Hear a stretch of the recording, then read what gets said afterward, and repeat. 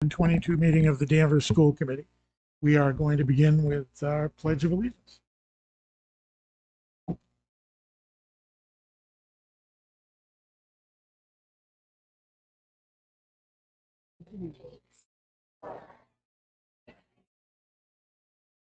To the republic for which it stands, one nation, free. Go you guys, that was great. All right. We're going to make a quick change to the agenda in terms of presentations, but I also wanted to take a moment, if I could, to sadly acknowledge the passing of our former town manager, Wayne Marquis, who passed away last week. I had the good fortune of working with Wayne for 15 or 16 years in town government. And I can honestly say that I don't think there was a time if I had the chance to, encounter him or, occasionally we'd go into a municipal meeting in Boston together, with others. And I don't think I ever came away from an encounter with him where I didn't learn something today. He was a unique man in terms of his integrity, his lack of ego. He was always interested in doing what was best for the town and far more interested in the result than any of the credit. So he will be missed, and we send our deepest condolences to his wife, Nancy, his daughters, Jennifer and Catherine, his extended family, and many, many friends, because we know we'll miss him greatly, and everyone who knew him will as well. So if you could, we'll just have a moment of silence for Wayne Marquis.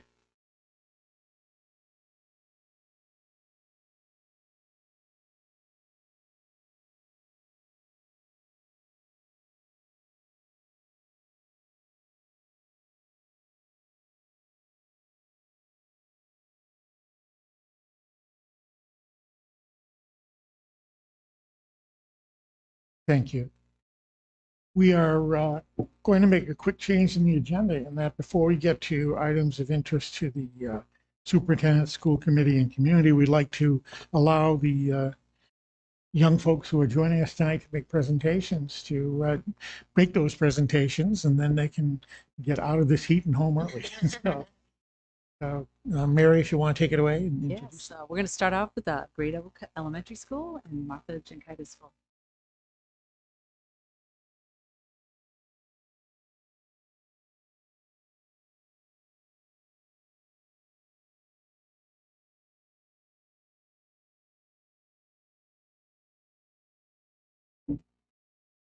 Okay, good evening, everyone.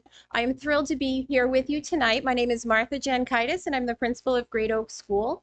Tonight, you'll be hearing from a group of our second graders, and in a few minutes, a group of our fifth graders. And they're going to talk to you about some of the work that we've done during our social emotional learning block.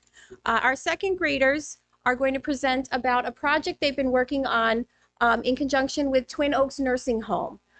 So they have been doing several projects with the nursing home since the beginning of the school year. The teachers wanted to provide opportunities for the students to make connections, to understand empathy, and share kindness with an older generation of people. For this particular project that you're going to hear about, they read many stories about spreading kindness as well as intergenerational stories during the SEL time. Students created kindness rocks for the residents of Twin Oaks, and they decorated a card with a poem to brighten their day. After you hear about the kindness rocks, Chloe is going to talk to you about two books they read during their social emotional learning time and the impact those books had on her and her classmates. So without further ado, I turn it over to our second graders.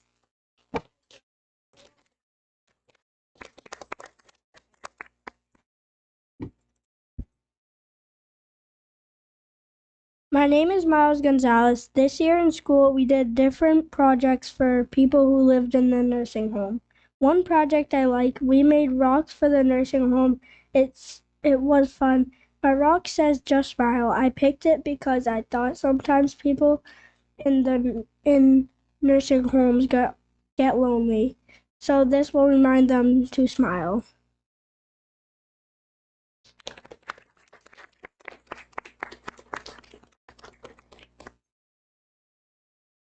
My name is Annie Connor. I like that the rocks made the residents happy.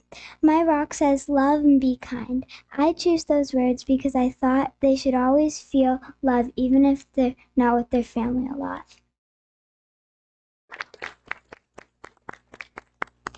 My name is Lucas Surley. I wrote Be Happy on my rock because sometimes when you're lonely, this could help them be happy. I felt very happy when I was making this rock. My class thinks the rock will help them have a better day. My name is Brady Triviano. I love it when we are doing nice things for the elderly. It's going to brighten up their day. My rock says smile flow. Sometimes the elderly have families far away, and it's nice to have people thinking about you and caring about you.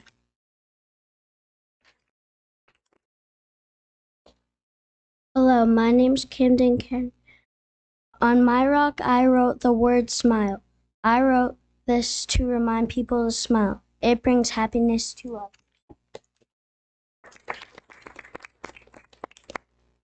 My name is Chloe, and I am a second grader. Today I'm here to talk about what us second graders have been doing during our social emotional learning.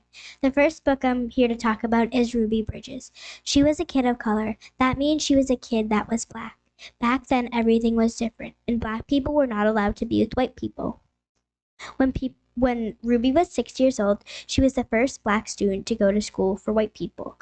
When we talked about how she must have felt scared. We talked about how it isn't fair to treat people poorly. I think Ruby was very brave. Ruby was part of our history to make the world a better place. The next book I'm going to talk about is The Trampoline Boy. It's this boy with big feelings. He has a trampoline in his front yard and he bounces on it every day. Sometimes kids would tease him for bouncing so much and call him a weirdo. The trampoline boy doesn't care what other people think of him. One day, someone named Peaches joined him to jump, and she had a good time.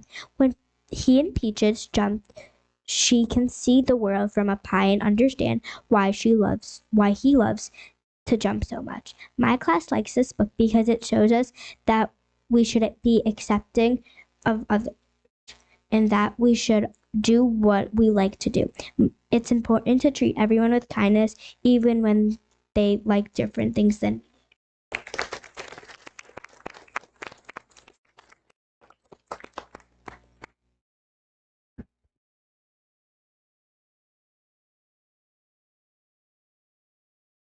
Now you're going to hear from a group of our fifth graders. They're going to talk about 3 different projects that we worked on throughout the year.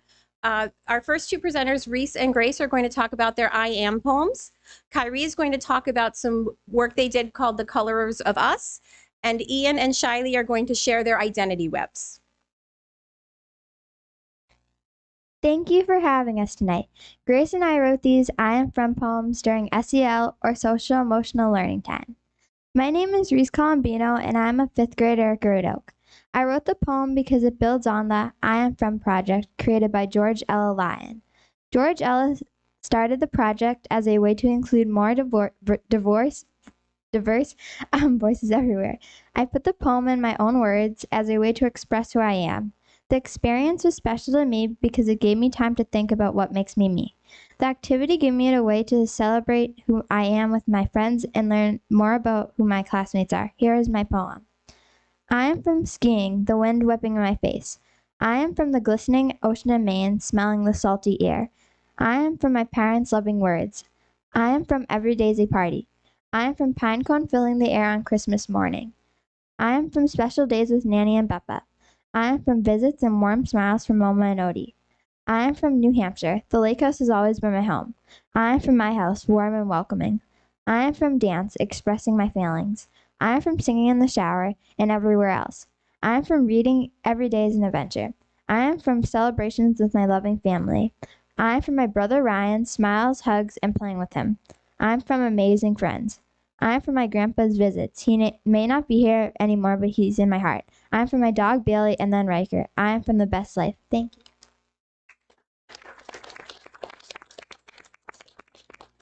Hi, my name is Grace Burnett and I'm a 5th grader at Great Oak. I wrote this poem because I wanted to show people the real me and what I love to do and what I have done. I want people to know how special I am on the inside. In this SEL project, I have learned more about my classmates and who they are. I hope you enjoy my poem. I am from a loving family. I am from the laughing and playing of a small house. I am from the ballet bar. I am from the shining menorah. I am from the crashing waves of Cape Cod. I am from the wafting smells of the kitchen. I am from a snuggling dog. I am from dreaming while holding my stuffed monkeys. I am from the many heavy boxes for the food pantry. I am from carrot cake and buttercream frosting. I am from the pitching mound. Thank you. Thank you so much for listening. I hope you understand the meaning of these poems. Have a good night.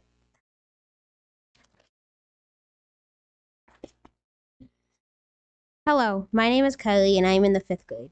This is a project we did around the start of the year called The Colors of Us. The main idea of this project is drawing a self-portrait, choosing a colored pencil that looks most like your skin color, then you get to name your skin color.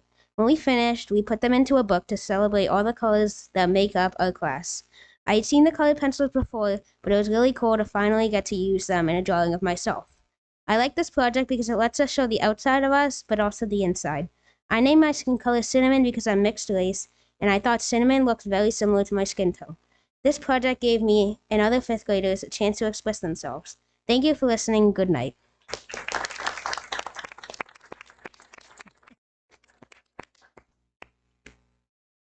Hi, my name is Ian Suick and I am in the 5th grade at Great Oak. Earlier this year, we created an identity map. While we were making them, we had 3 main goals. One was to show our personalities, the second was to show what we like to do, and the third was to show our background, like our culture and religion. I said I was funny, like to play sports like football, and my family is Greek and Ukrainian. Hi, my name is Shiley, and tonight I'm going to talk about identity webs. We made these identity webs in the beginning of the year. We made these webs to show what you like and who you are. The purpose of this project was to see if anyone else has the same qualities that you do. Now I'm going to show you my identity.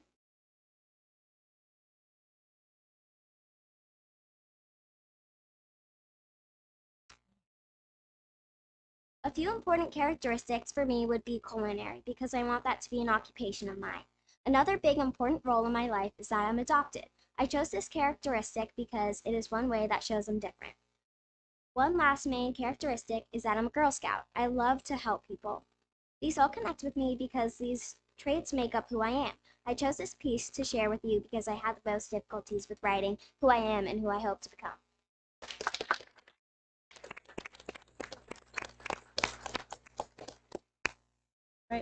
Thank you for having us, and thank you to our fabulous presenters. I turn it over to Riverside.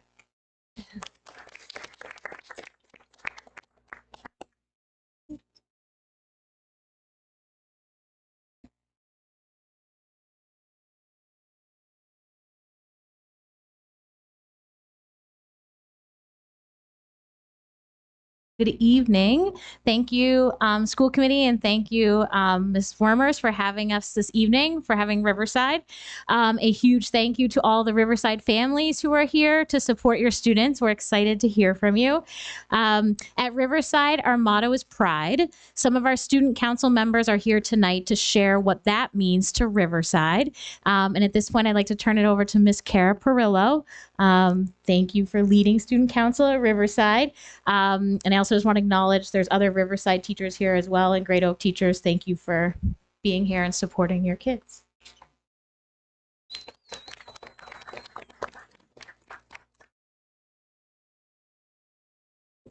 All right, so I would just like to take a minute to thank the student council members who volunteered to do this. They showed up before school to do some practicing, and so they will take it away because they can say it much better than I will. But tonight we have with us Izzy Ramirez, Genevieve Spera, Madison Rosa, Simon Brown, Emma Urbanski, and Levi James.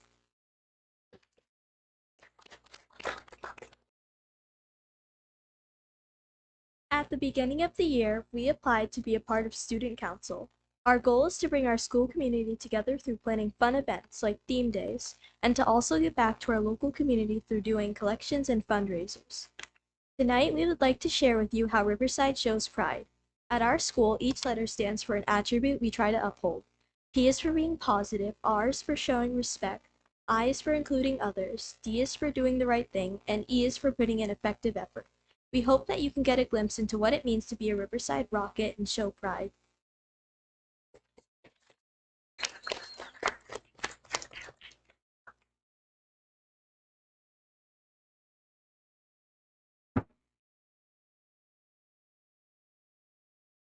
P is for being positive.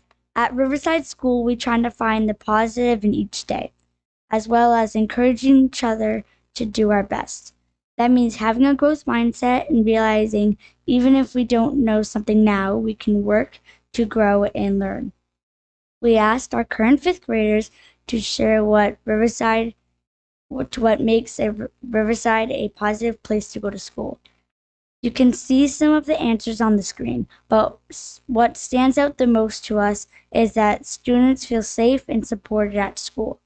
Students and staff support students and make learning fun. Students are kind and being of Riverside and Riverside pride. Students feel that Riverside is a positive place to go to school.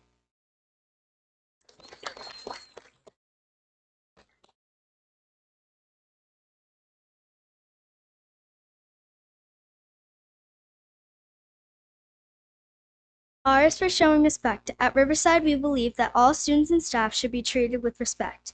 This year, we found that students needed to know what it meant to show respect at different parts of the building and during different times of the day. This year, Student Council made slides to share with the school about what it means to be respectful around the building and at different times of the day. We shared these slides during our virtual announcements. This helped classrooms have discussions during their SEL block. You can see some examples on the slide on the screen. We felt like this really helped to reestablish the expectations we have at our school after the past couple years.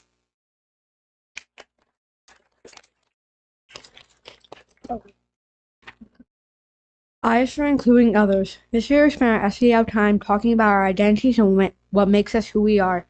We reflected on who we are and what we have in common with others, but also what's special to ourselves. We believe that all students are welcome and we celebrate our unique similarities and differences. The students in our Learning Center classroom made a video for the community showcase, highlighting what they love about Riverside. As you watch, you'll see that many of the things they love about school are things we all enjoy, and at the same time, everyone learns in different ways. We hope you enjoy the video.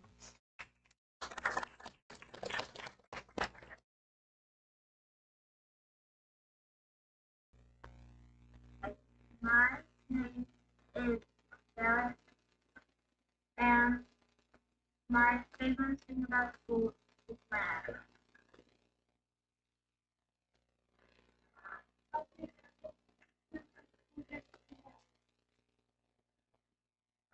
Mason, and my favorite part of school is gym. Hi, my name is Noah, and today I'm going to be telling you what my favorite part of school is. The first thing I love is writing, reading, recess, and lunch. And my favorite part is math.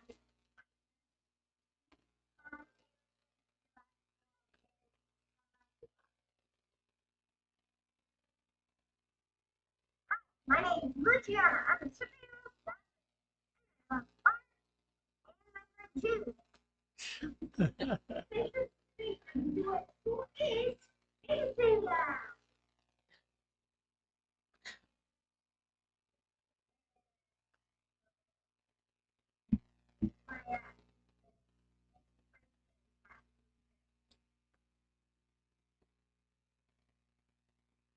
Hi, my name is Samuel. My favorite part of school is favorite. I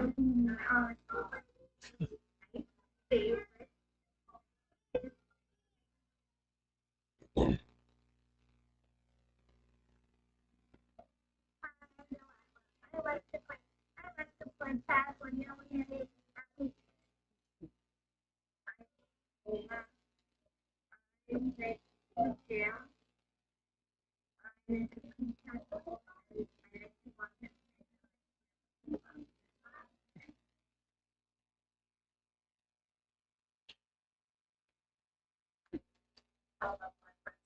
Oh,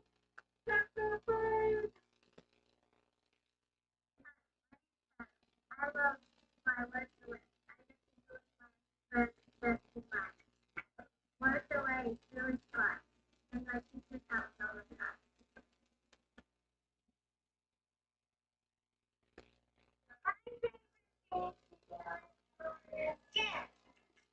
I'd like to play chess. Perfect. What's your favorite part of school? Perfect.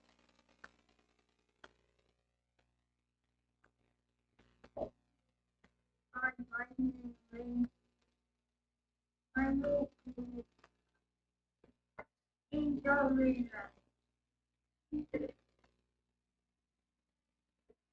favorite is to play them and then because it's like fun, really cool.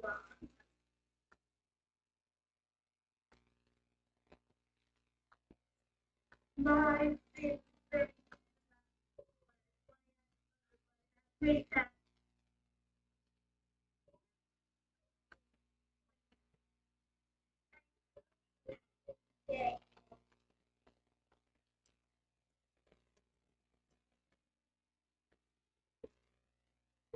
Everything. Your favorite is everything? I love that.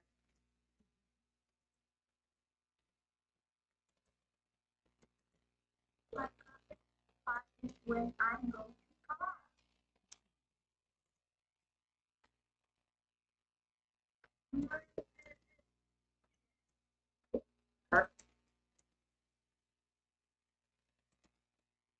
My favorite color is oh, you love your pizza? That's so nice.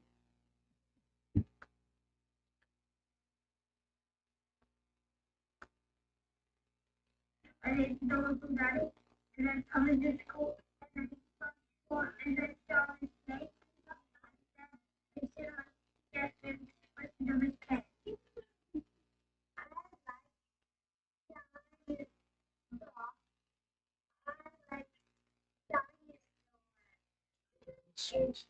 My favorite epic.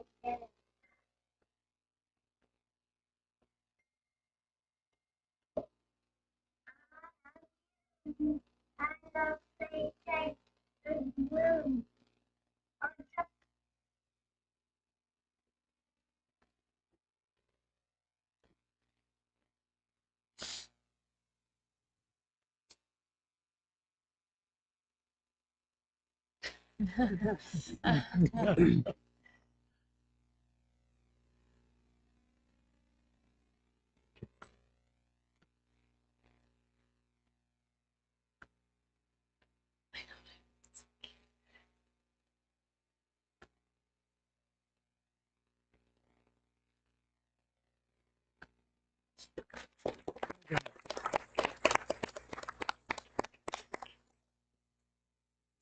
D is for doing the right thing. This means that we not only take care of ourselves, but we also do what we can to help one another. This makes Riverside a place where students feel supported and cared for. Student Council works to bring fun to our school community. The next slide gives you some examples of what we did bring joy to our school and give back to the community. They're doing theme days like Spooky Spirit Day and Comfy Cozy Day. Students and staff have fun together. Not only did we create these fun days, but we also give back to the community. Gave back to the community. We have done collections for the Danvers Food Pantry and the Cape Ann Animal Shelter. Additionally, we volunteered to work at the school store and created slides for teachers to use on notable figures in history.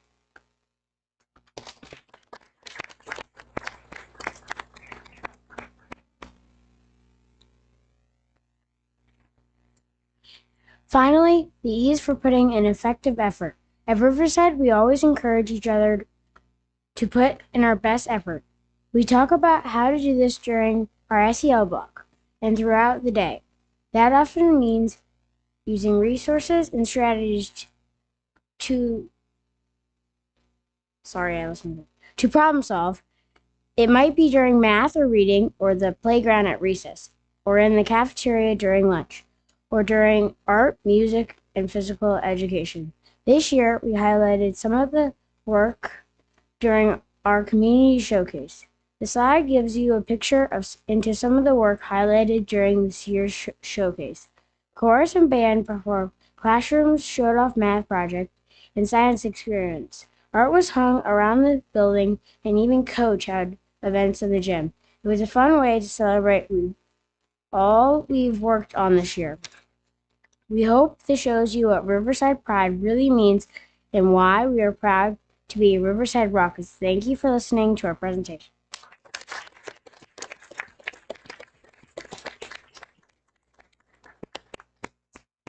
Thank you very much. We hope that you all understand what Riverside Pride means. And if you're ever at Riverside, we hope that you know how to show it. And we take that out into our Danvers community as well. Thank you. Thank you. Comments from the committee? I always love seeing and hearing the students present, so thank you for coming and teaching us more about your school community. Thank you. Awesome job, everyone. It takes a lot of courage to stand up there, and you guys all did an amazing job. And I see and recognize a lot of familiar faces. So thank you for coming and taking the time. What I loved about most is that you all took the time to get to know each other. And I think that is really important for all the SEL work that you guys do. So thank you for sharing that. Yes, absolutely. Thank you so much, especially for your enthusiasm tonight. I think it's definitely contagious. It is fantastic to have you all here. We learned a lot and look forward to hearing more about it. Thanks. That was absolutely fantastic. Thank you for sharing that.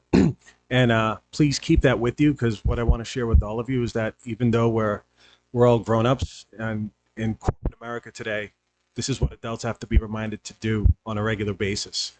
So just don't forget to continuously be kind and be good to each other and celebrate each other's differences, because, you know, to be successful and to be able to operate successfully in your future lives, you're going to have to keep that with you. So thank you. That was awesome. And one note, Kylie, Cinnamon, I'll never forget that. That'll forever be your nickname. I thought I was the only one who did that. I kind of call myself Caramel Macchiato. So you can keep that with you. Thank you. You guys are all great. So impressive the way you get up and speak. And when I was your age, I don't think I could have done that. You guys are great. Of course, when I was your age, everything was in black and white. So, but thank you so much. So now, if parents, if you want to, you can stay for the rest of the meeting. If you want to get your kids home, feel free. We'll give you a few minutes. He's like going, yeah. So.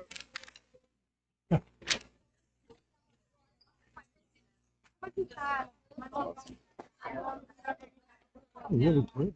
Oh my God, they were. Come on.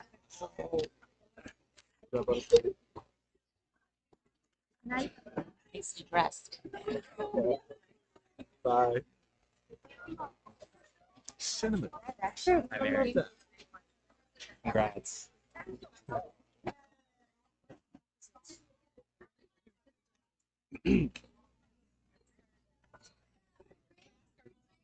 No. Yep.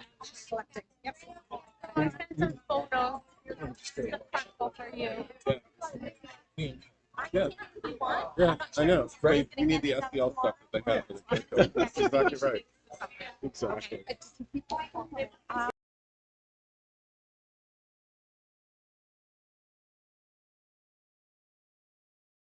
That's a good idea. Let the kids Oh, get right. it. Yeah, they do that every once in a while. Yeah. It's a great idea. But we should Especially do this that. Summer. We should do that forever. Yeah. Give him a moment. Give him a moment. Is that okay? All right. Oh, there's the chief. It's going to be in a second. Hmm? Said he was coming on baseball. I guess they had his uniform still on. All right, so we're going to get back together and move on with our agenda. So now we're up to items of interest to the superintendent, school committee, and community. Let's start with the school committee. Any items of interest?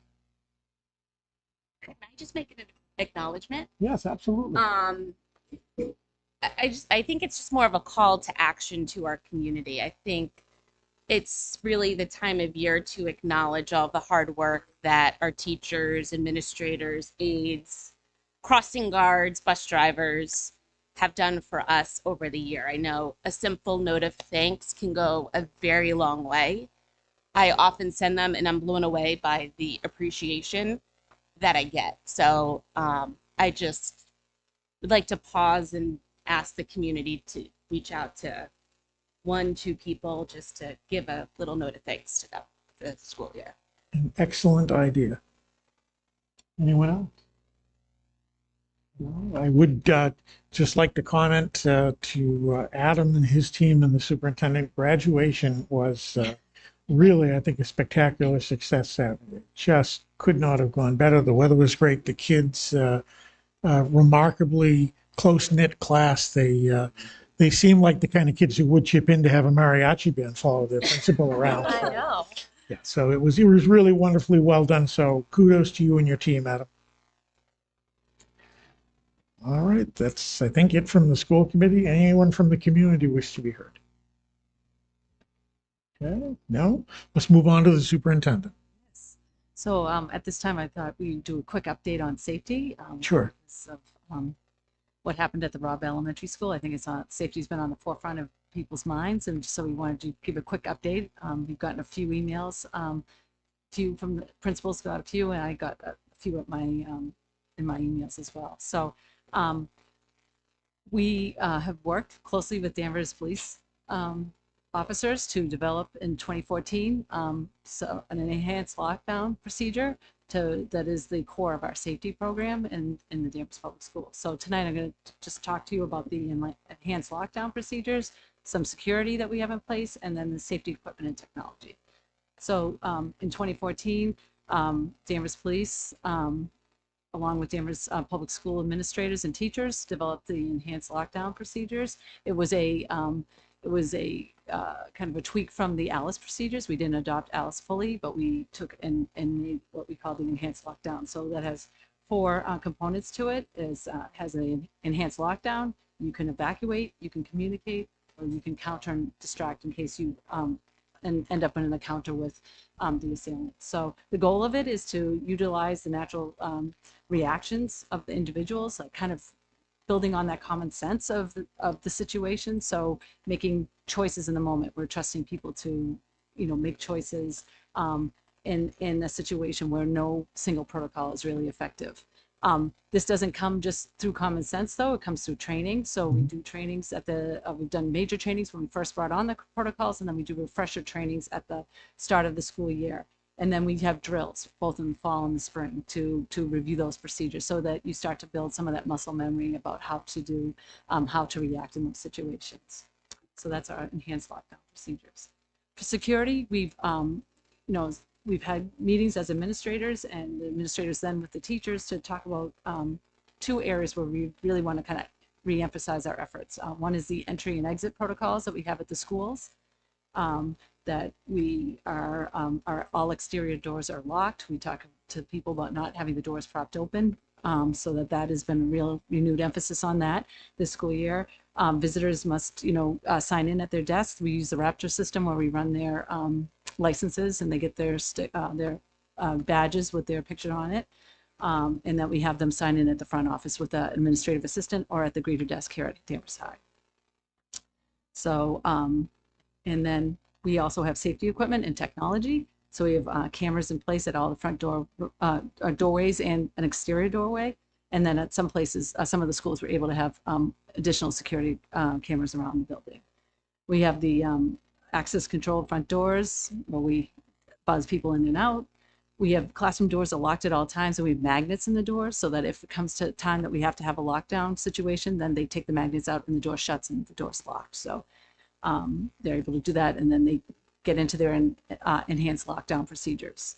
And then the final thing that around the safety equipment is that we're applying this week for a $200,000 school violence prevention program grant, where we are trying to buy more security cameras and then also have more video doorbells with a higher quality video. Some of our video isn't as high quality, so we're working on that to upgrade in some of our schools.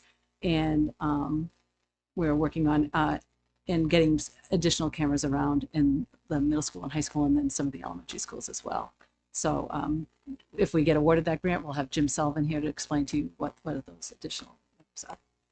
So our steps that we took after the Robb Elementary School incident was that, that evening we had conversations with individual principals and and also on the morning of the events to really talk about like how do you enhance that. I also want to thank the Danvers police officers for coming to and having a greater presence at the schools the next day. That made a lot of families feel better to see that presence. We had a principal meeting that week, and we focused on this, really talked about our safety procedures and really talked about how we were going to work with faculty and students to re-emphasize the things that I told you about. The other things we talked about were the end of year events like field days, because again, kids are outside. We want to return to normal things, just like we did. We returned to COVID, and we were trying to get back. So we want safety, but we don't want to lock the students down. So we have, I think parents notice at field day that there's a desk where they're signing in. They get name badges. And if they need to go into the school, they have to go in through the front doors. That's single entry and exit. So we talked about that and some of the rear doors. If the students were going in, there was a teacher aide or somebody stationed at the door to make sure we knew who was coming in and out. So those were conversations we had. We went also with Danvers DPW, and they talked. Leaf Rocknet talked about adding safety rounds to the custodian's day. So as they're out and about doing that work, checking those exterior doors, and then at some point in the day, taking an exterior walk around the building. Last week, we met with Chief Lovell and the Danvers School of Resource Officers, and we really talked about our protocols that we have in place, and then again, that re-emphasis on the doors and the entry and exit procedures. Also, Danvers Police is offering more monitoring of our schools, and so they're going to do, some of exterior check of the building. They will go to the front office though to tell them that they're there, and then they will go proceed and do kind of an exterior check. Tomorrow, I'm having another principal meeting, and we're going to talk about how this re-emphasis has been going and any kind of challenges that they're facing as we're doing that. This summer, we're going to look at any recommendations that are coming out of the analysis of the Robb Elementary School shooting, and kind of use that as a lens to look at our procedures. And then we'll also be meeting with Danvers Police to do that as well. And then at the start of our school year, we're looking forward to having the school resource officers join us on training. They'll start with the administrators at our administrative retreat, and then they're going to work with our teachers as we enter in on the mandatory professional development days. And we'll be ready for those drills. Okay. So this time I have my principals with me, Adam being one of the people that were big on back with the school resource offices in 2014 to develop these protocols, and then Chief Lovell is here too. All right, questions from the school? Have we thought about a district-wide query system? So like if I have two students at two different schools, I don't have to complete two different queries, and it can carry over. Just started talking about that in the central office. Yes, so that has been brought up to us. I didn't realize that that's how our procedure was. Oh, okay. Yeah. We have a new human resource director coming on, so that hopefully that will streamline that process. Oh, like chaperones? Yeah. And then my other question, has to do with weather. So on those certain hot days, I know there's schools in our district that get stuffy, right? So hopefully we don't have to worry about that. We're so close to the end of the school year, but have we thought about providing those schools with additional support in terms of just keeping the climate in the school more comfortable? We talked about, implementing and having more fans available to people. I think that like Holton Richmond in the gymnasium, it's a very hot environment. So hopefully the phys ed teachers are going outside as much as they can, but if they have to be in due to rain, that we have some extra fans that we've deployed to them, because the gym at the Holton Richmond is a very hot space. So, and we've worked with them to re-emphasize the doors, because they have opened the doors because of the stuffiness there, but we've put in the new procedure in place, and those doors won't be open. That's it. Anyone else? So a couple No. a couple of parents had reached out, and I don't know budget wise if this is possible, but is it possible to have an SRO officer at each school? I think that might be for chief level. Yeah. And kind of like, if not, how does that work as far as rounds and whatnot?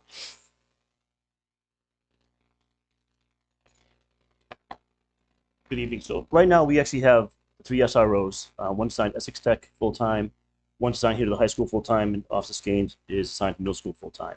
Okay. Officer Skane, Officer Smith from high school split the middle schools up. and are supposed to spend time at either of those schools. We're also adding our patrol officers to start stopping by more often, spending time before and after school. We've encouraged the offices and the SROs to be present during the field days, since there'll be a lot of people outside the building. So we're trying to increase our presence at the field days and other activities. So the reality of having one every school would be very difficult right now, especially with our staffing issues and our budget to have an officer every school. Currently, Essex Tech does pay for their own school resource officer, so Officer Chase is assigned there for the entire school year. They're good about sharing. Same way we share from the high school if there's an incident at the tech. Sometimes we'll pull the SRO from here for an hour or two to help with the tech and vice versa. So they all work together to help cover the schools based on need. Okay. But you feel confident with adding the extra patrol, especially at the elementary, because obviously we don't have one. Right. Okay. Thank you. I'm just curious to know, how do we handle situations where there are internal threats? I mean, I know not every school shooting is someone external. It's something internal. It's a student who has a record of being violent or making threats. I'm wondering if there's any connection between how the school handles that student and the collaboration between police, and if there's another component of that is being that, gun registrations are done locally, if that's also considered the parent and the student and guns in the home, things like that. So we work very closely with all the schools, all the social workers. If there's any type of a report of violence inside the school, it goes to school resource officers, they investigate it. We work with the social workers. We do internal reviews, as you mentioned, like are there firearms in the home? Would they have access to guns? What type of issues they have going in the house? So we work with both the school and the families. And we also have a clinician on board with us through Lakey Behavioral Health, who can also assist us in doing home visits, evaluations, and trying to help to kind of navigate where the student needs to go and what type of services they need, and help get those services set up for us. So we have a great relationship with the schools right now. Working together them quite regularly, including the elementary schools. A quick follow-up: is it difficult to remove a student from school for a period of time if any threats or conditions of instability are identified? So removal, there's a couple of the mass discipline laws were rewritten maybe a couple of years ago. So removal, principals have the ability to temporarily remove a student if they feel there's a threat without the safeguards or the due process that all kids are guaranteed. So the short answer is no, it's not. But that only holds for a couple of days. Then you have to apply the formal disciplinary process of hearings and then disciplinary procedures. So there is that ability for a school to make a decision that if, in the principal's eyes, if they feel there's a safety issue, we have that ability to do a temporary removal. And then I would just add that, I've been here 10 years. We have a very close relationship with the police. If there's something that occurs outside or inside school, that information is shared very quickly. We're able to sort of do our side of assessment. They're able to do their work. And I feel like we're able to respond in a way that goes as fast as we can as well. So, the discipline laws, when they were changed a couple of years ago, really added some layers to the discipline process, and it's much more step by step. But we do have that ability to do an emergency removal if we feel that's needed. Thank you. Is there anything we as a school committee can help with leadership as far as school safety? I mean, we're not in the buildings every day, so we only know from all of you.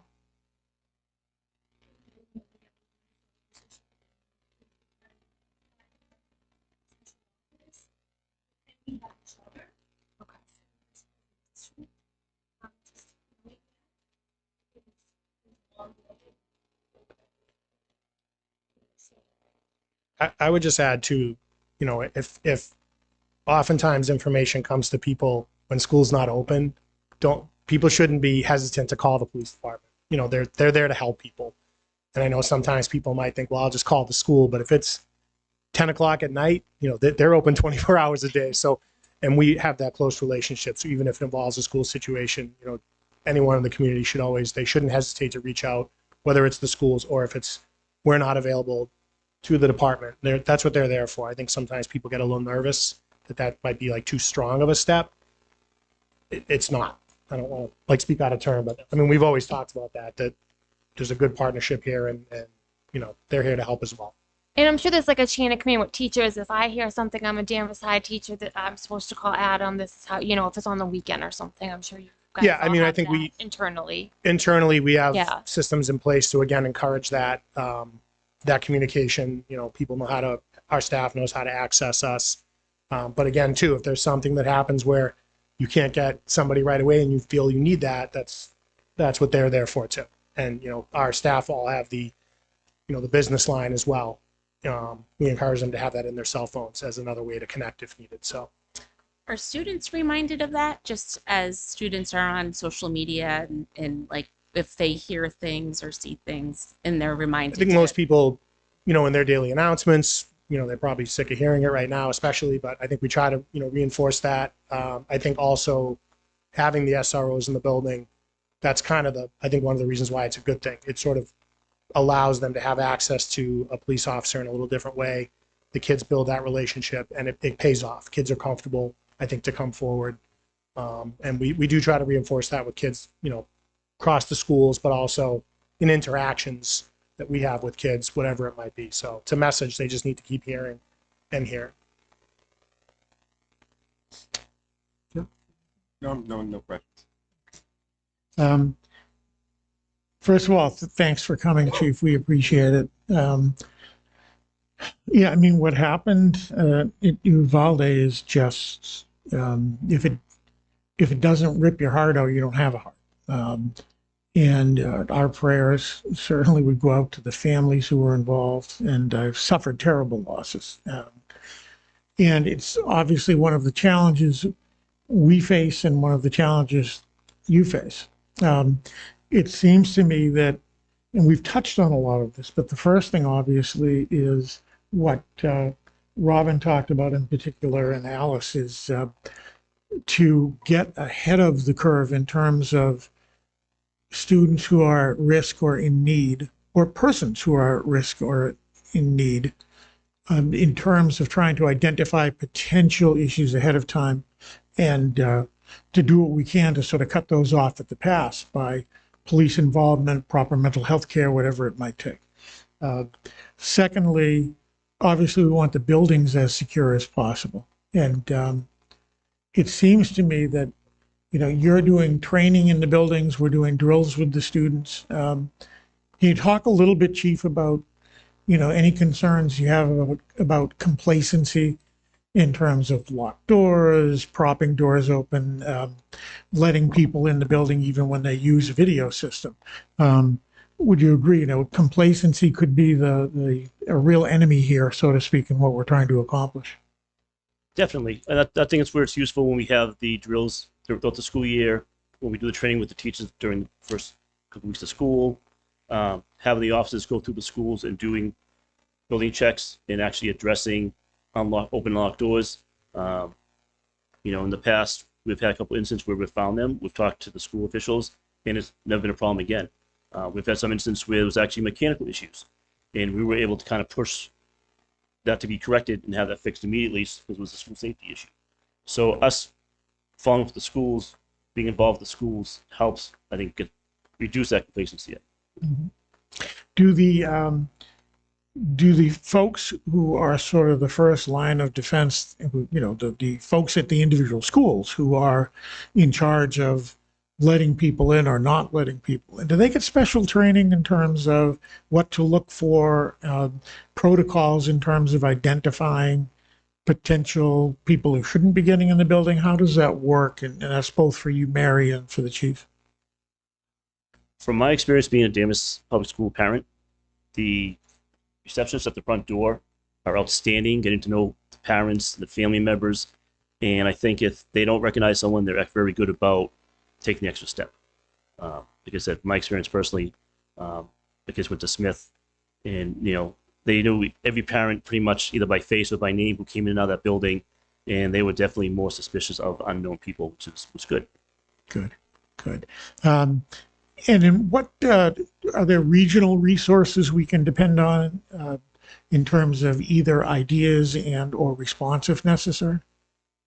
So we're part of NEMLEC, and there's a STARS program, and they'll come out and do evaluations.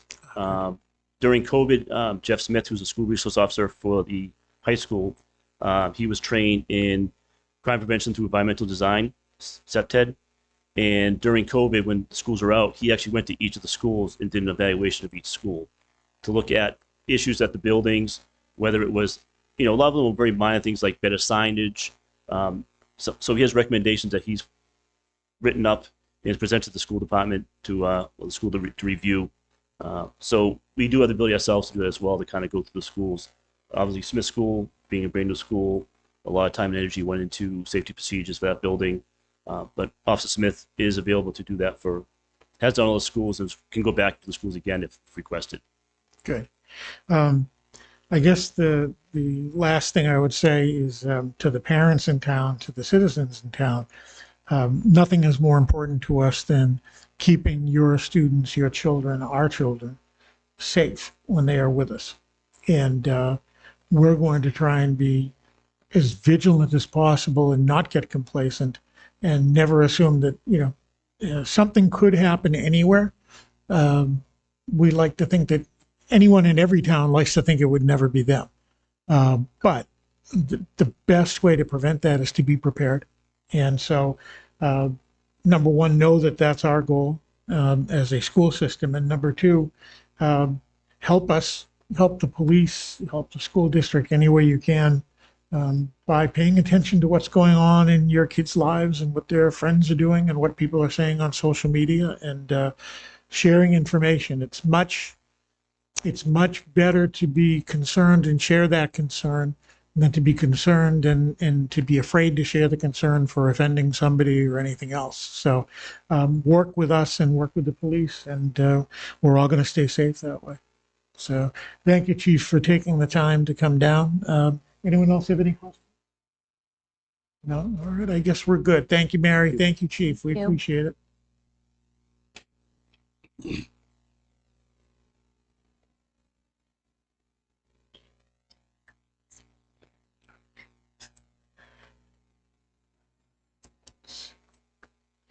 All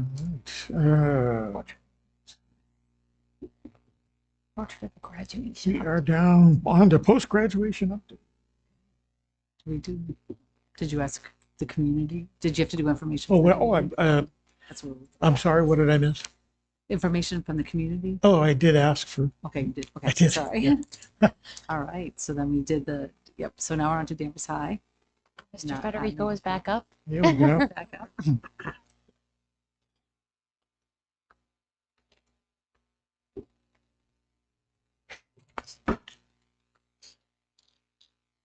So we just have a very quick update on some of the outcomes of our senior class. We thought post-graduation, this would be a nice meeting to sort of celebrate a little more specifically the outcomes of our senior class. So right now there's just a slide sort of talking about a graduate of the Danvers Public Schools, sort of a description of what that looks like. And we feel like we're being true to that mission. The next slide sort of breaks down our current class and what they're doing once they leave us. So you can see a vast majority are heading on to 2 and 4 year colleges, but we also have students who are well equipped to head into direct employment. We have many kids that are entering apprenticeships or trade or career-based educations, and you can see some of the choices that kids have made coming out of Danvers High School, sort of a broad representation. We're very proud of some of our graduates who are choosing to serve our nation in the military. Specifically the Navy and the Army this year. And then we have other students who are pursuing a different track in terms of athletics. So those are, when you look at this class, we've been using the slogan, find your success, and we believe in that. And I feel strongly that we have a pathway for everybody, whether it's a 2-year college, a 4-year college, direct employment, trades. You can really access all of those outcomes by coming to Danvers High School, and we're going to continue to build upon that. We did want to, the next slide emphasizes a visual of just some of the universities and colleges that our graduates have attained this year. We're really proud of our students, our seniors. We feel we can be competitive at any entrance to any university or college, and also we have many students who are choosing the state university system. So all the different state universities, I think we have somebody going to pretty much all of them. We have a lot of students who are accessing the community college system to get those first couple of years done in a more economic fashion. And then that's a great option because then you can go on to the state university system with no problem in terms of transferring. That connects back to our early college program that's underway now. So we really feel like, again, no matter what your situation is or what your background is, you can access higher ed learning all across the board. And again, there's a number of I think, competitive top universities that our students have gained admission to. I also wanted to touch upon some additional senior outcomes. We have a number of students who are going to be pursuing competitive music at the collegiate level. So we have a number of students who are going to be marching in the UMass Amherst or the UMass Lowell bands, which are extremely prestigious. We have students that are going to be accessing Big Ten college marching bands, different university marching bands. We also have a number of student athletes who earn scholarships. So we have students who earn scholarships at American University, Assumption College, Colgate University, Holy Cross, Merrimack, St. Anselm's, and UMass Lowell. And then we have a huge list of students that are playing at the Division II and III level. And I won't read all the colleges, but again, it represents colleges both in the New England area and also across the country. So we felt like not only did our students compete academically at the highest levels, but we're really proud of those students that are pursuing co-curricular options, whether it's in music or in athletics. So this class, who is near and dear to my heart, as my first group of seniors, also really did our community proud with where they're going. So we wanted to make sure and just give you a very short update, but a one that we're really proud of in terms of our seniors this year. I just wanted to clap because I'm incredibly impressed. I love it. This is the kind of stuff that I, really care about. And I'm so glad that you're doing it and you're doing it loudly. Is any of this getting republished anywhere, like in the local paper, the high school website? So our plan is to, there's a lot with the website, I think that's being looked at and going on. So what I would like to have is an outcomes section that would not only do graduation outcomes, but also as we get back into different, as we see things like SATs or MCAT, really have an outcomes page that sort of lays out a variety of like indicators of how our kids do. I'd love to have some vignettes from kids specifically, like here's my story, here's where we ended up. So right now, no, it doesn't exist, but our plan is to have a section that sort of tells the story of each senior class using a variety of metrics. So if you're a data person, we have that. If you're a higher ed person, we have that. If you want to hear about specific students, we have some really compelling seniors who overcame a lot to get to where they are, and I think those are stories we want to tell. So our goal is to promote that, and then use social media too. We have a few other things that we want to spotlight for next year that we're going to use social media to tell our story. So it's coming attractions. Great. Yeah, that's awesome.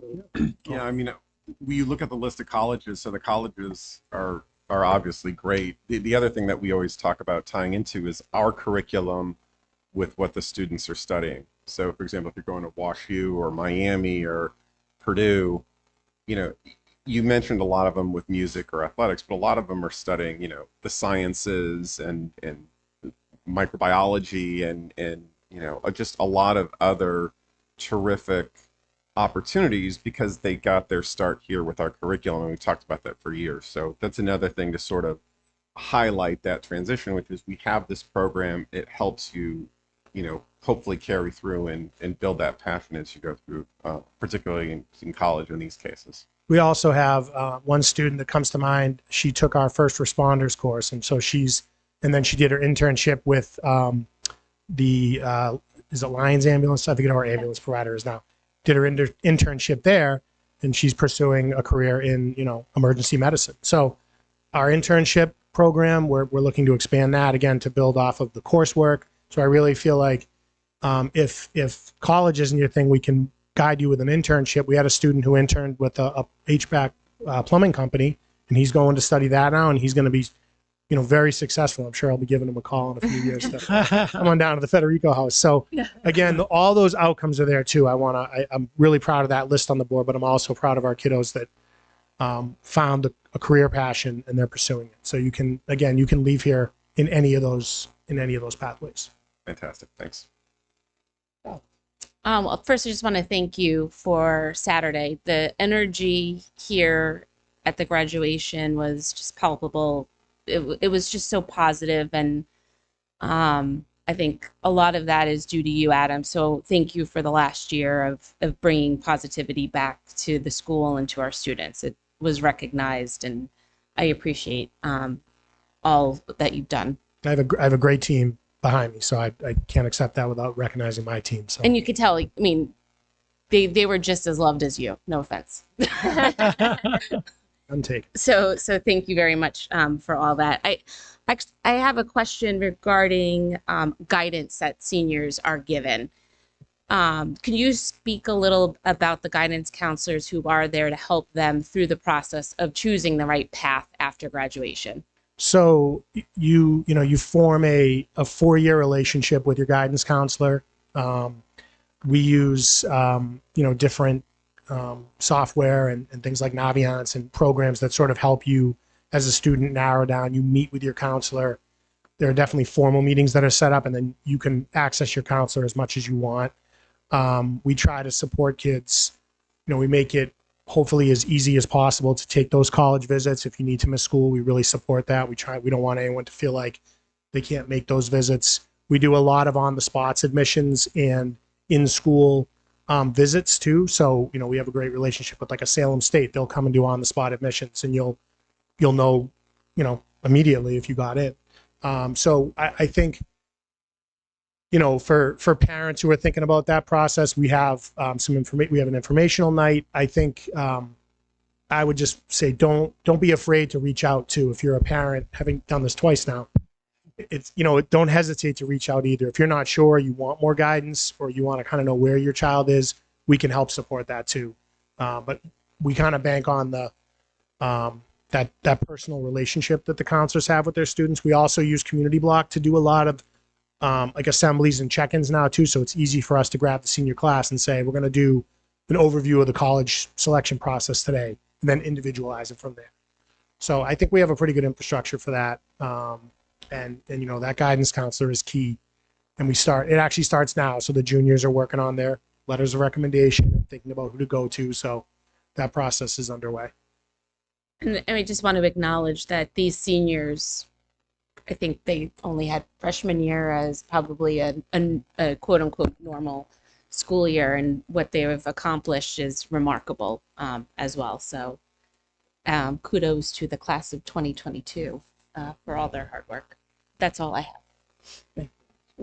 Hi, I have 2 questions. So you touched a little bit upon this with employment and trade. With the internship, are we finding correlation at all? Like, a student internships with a business and then they're like, hey, I want to get into that, or there's like employment after? So definitely. And we've also found that we have the ability to work with students who maybe are already employed and work with their employer to add on to their job experience. So let's say you work for a restaurant, let's say.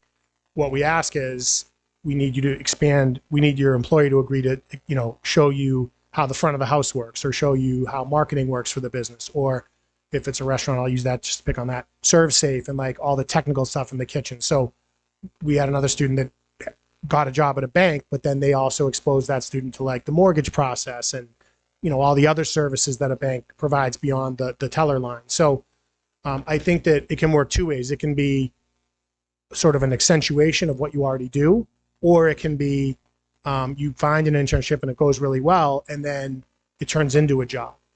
So I think we're finding both. And, given the market right now, employers are like, they're really beating the bushes to try to find kids. So I think we did have kids who ended up connecting with somebody and it ended up being a job. That's awesome. So one of our kids that is going into the HVAC plumbing, that's something that's going to work for him. He's already got that sort of placement, if you will, made that connection, and it's going to pay off. So Yeah, I think I know that we're in the process of DCATS helping us make a video about senior internship, and I just think the more that we really publicize that, because I bet you a lot of the community doesn't even know that that's an option, but everyone's gonna know soon. And then the other quick question: do we do? I don't know if this is more guidance, but do we do anything like a lot of work with MyCap? I know some districts are starting to kind of more are adopting that. My career and academic plan, I always forget what it stands for. I think that's our basic. I'm looking at Mary Okay. because I don't have all the, That might be a Mary question. Yeah, they did the guidance counselors. Yeah. Do that with them, especially Okay. around the community block time. And the MyCap is a big part of the, getting in, figuring out what you're going to do after high school.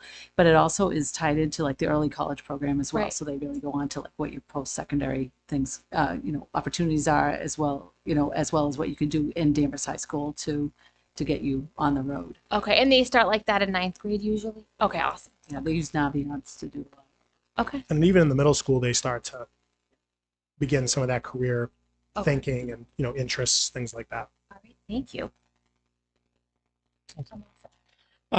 Thanks, Adam. This information is great. I think the fact that 83% of the students are going on to post-secondary education would suggest that we're getting them ready to do that, and they see that as a viable path, and it's what they want to do. I also think the fact that another 15 are either going to employment or trade or career education. If that's the path for them, then that's what we should be preparing them for. That's the idea. It doesn't, we can't just look at, it's great to look at where kids go to college and what they do, but the big thing is to prepare each student for whatever their next step might be. And hopefully give them the tools they need to be successful at that next step. And in terms of the colleges, look, nowadays that comes down to not only can I get in, it's can I get the money to pay for it? Can my family afford it? What really works for me and my family? So, but when you look at that, the number of colleges, BC, Brandeis, Purdue, there are some pretty heavy hitters on that board. And presumably these students demonstrated to those schools that they're capable of going there and ready to be there. And I think that speaks well primarily of the work the students did, but of course the teachers and yourself and all the administrators that they dealt with through the years. So this is great. I think that it's a good story to tell, and I agree with you trying to get that story out there so that more folks in town know that they can get a really first-rate education at Danvers High School and be ready for that next step. So we appreciate you sharing that with us, and it's a good news story that we really want to tell and tell more. And we're going to be doing that for Danvers High School. Adam's been working on a postcard that will be going out if you want to talk. And then So, right, we're, as we've, I think, talked about a lot this year, we want to share, our full story here at the high school. We've been working on a sort of a postcard campaign that's going to go toward younger families that'll go out, I think, very soon.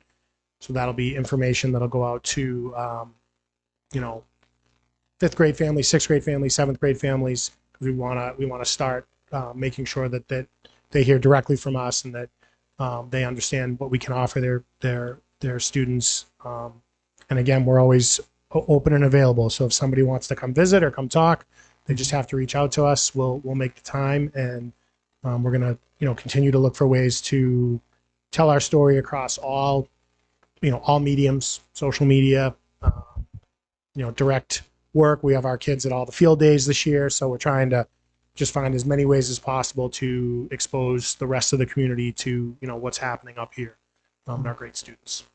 I do want to say that the students that did the internships in the schools this year had a very positive influence. I know my daughter asked to go to the graduation. She wanted to see her friends graduate.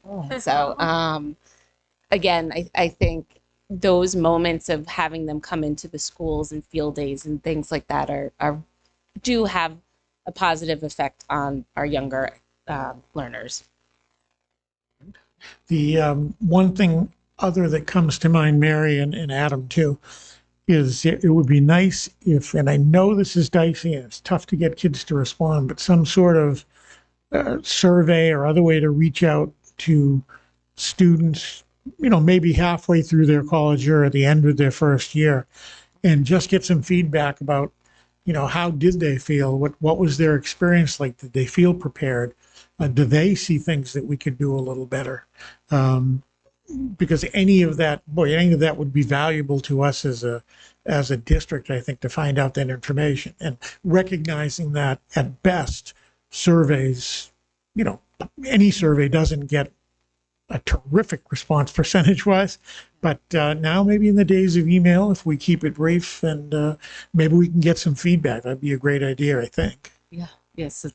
We just have to check we have their personal emails. Well, class officers might be able to help with that because they're in charge of the reunion for foreseeable future. So they could, Yeah. That's good. I'll ask. So yeah, just any kind of feedback would be great. It seems like a lot of students are staying somewhat local too. They're in the Boston area there. So, maybe they'd be around. Right. I just wanted to show, we did have Danvers High athletes at the field day, but we also had Danvers art students going over to the field day as well, and they had the fifth graders sign a banner called Forever Falcon, and it's a Highlands class, but it says DHS class of 2029. So that's going to travel with them to Hope Richmond and then come up here to the high school. So, and each school has their own banner.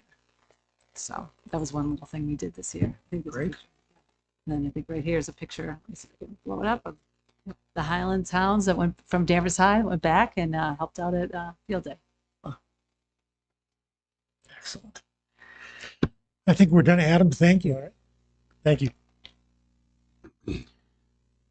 All right. The interim superintendent will announce the retirees.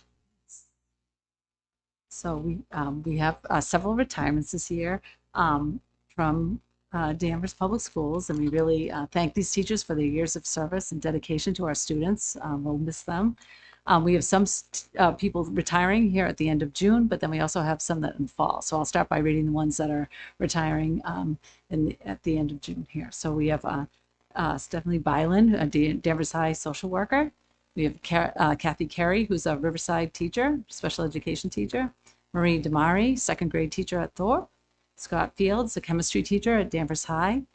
Lisa Fitzgerald, first grade teacher at Great Oak. Marion Springer, statistics math teacher at Danvers High, and Joanne Myers, who's a Danvers High teacher aide. So they'll be retiring at the end of the school year.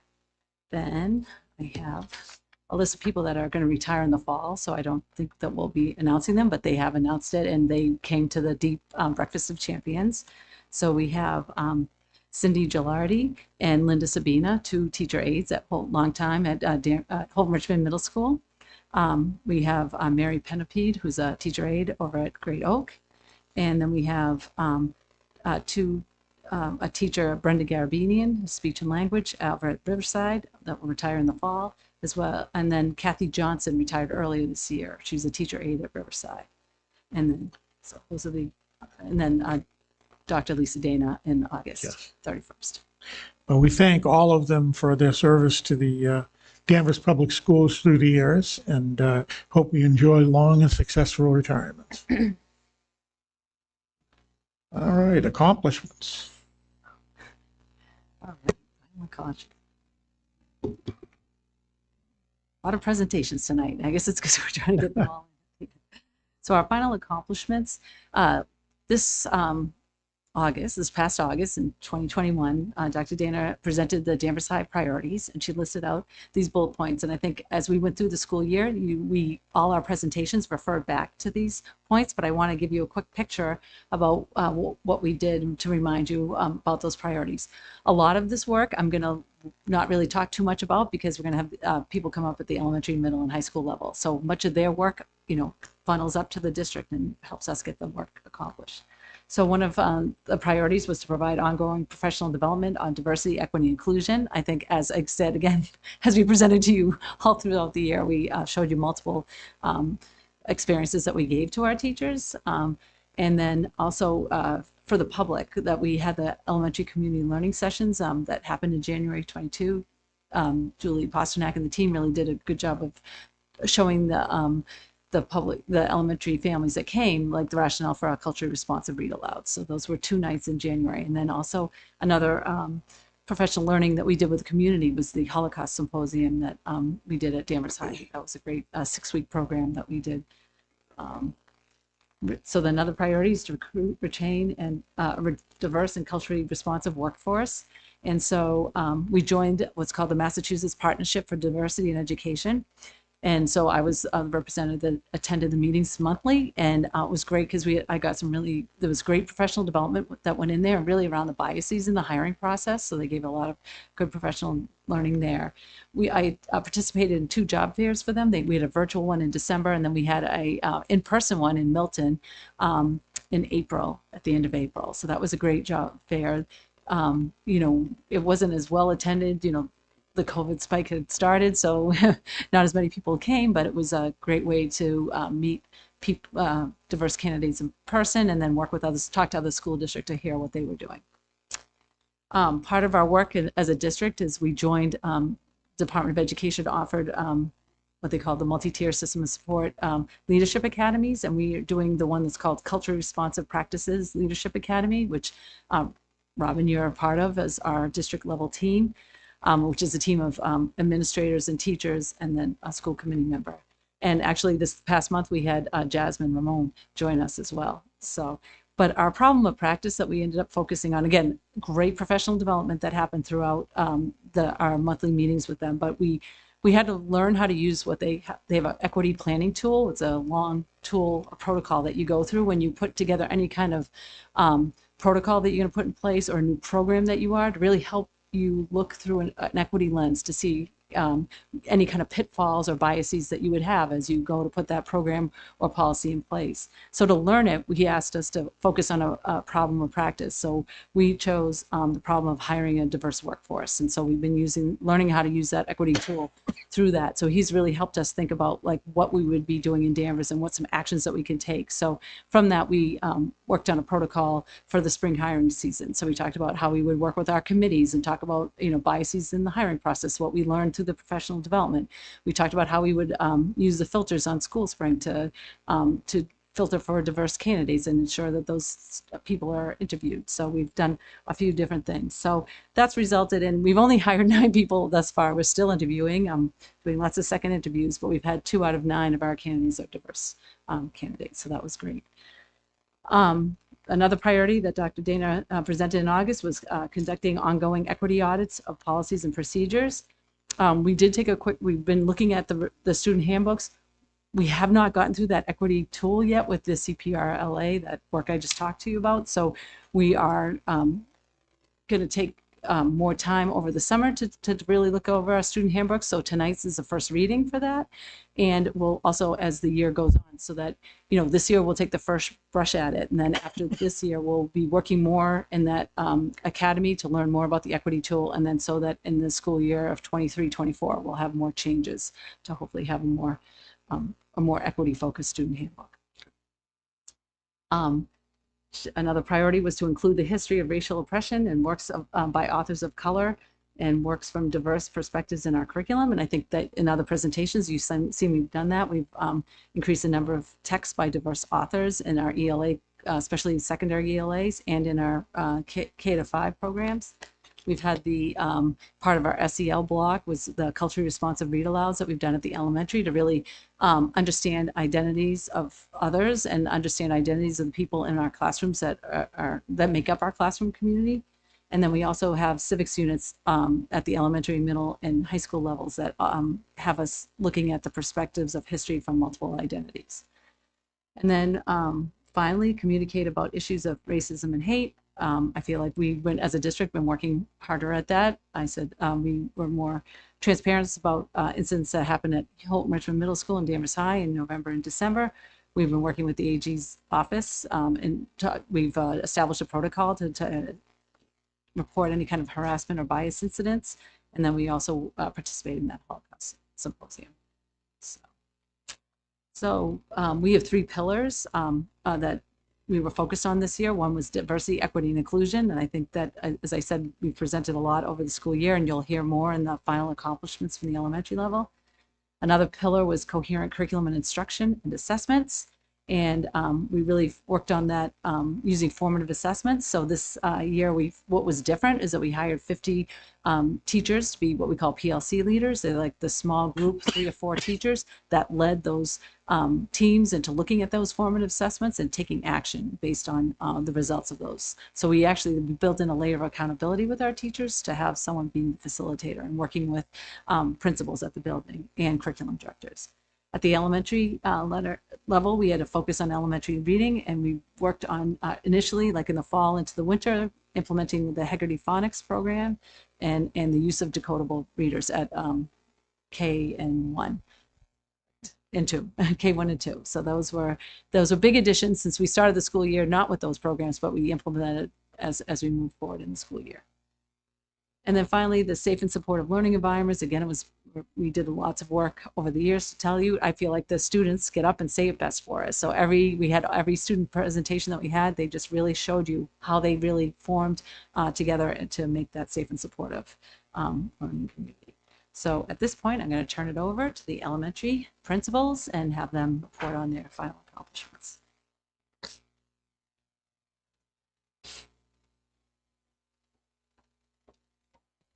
Good evening. Good evening.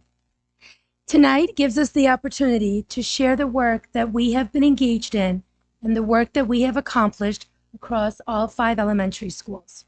For the first pillar, safe and supportive learning, every school's focus was to implement a collaborative plan for building a sense of belonging and partnership within the school communities. This included creating clear school expectations, bringing the school community together, whether it was virtual or in person, for various gatherings or meetings. Finally, another priority for this year was to make connections with our families to ensure student attendance at school.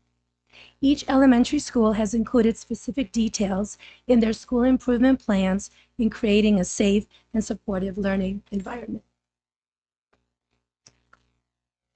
Good evening. Our second pillar, as Mary said, is coherent curriculum and instruction and assessment. And the goal that you see up there is part of a larger goal within the strategic plan that 90% of all of our students will be reading at or above grade level by June 2023. As you can see, in January, we were at 68%, and we are in the process of finalizing our end of year reading data. We will update our final accomplishments doc with the end of the year number as soon as possible. That being said, that one number on the screen does not tell the whole story. Coming back from the pandemic, our academic focus has been on reading. We used our ESSER money to add 2 additional reading teachers. In addition, teacher teams at all 5 elementary schools focused on utilizing their FAR cycle meetings to focus on analyzing reading data and planning for both whole group and small group instruction. Looking ahead to next school year, we are excited to continue our learning journey with the science of reading, and we will continue to keep our academic focus on reading at the elementary level.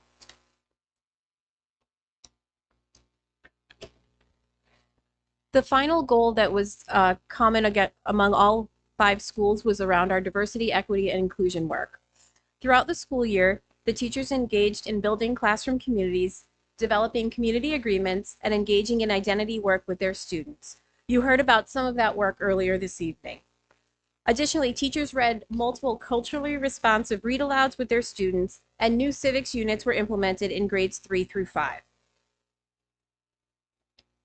Great. Do you want to ask any questions at the elementary level while we're here, or are you? Sure. Well, questions for the elementary school? Sure. Can you elaborate a little bit more, Julie, on the science of reading? She can't. I can't. Her favorite topic. How long would you like me to go on for? How long do I have? I know, right? I should Famous count the number of hours that she spent on at 10 this. o'clock. Okay. So the science of reading is not a specific curriculum. It is a body of research that apparently has been around for a long time. It, however, is becoming more publicized, and more there seems to be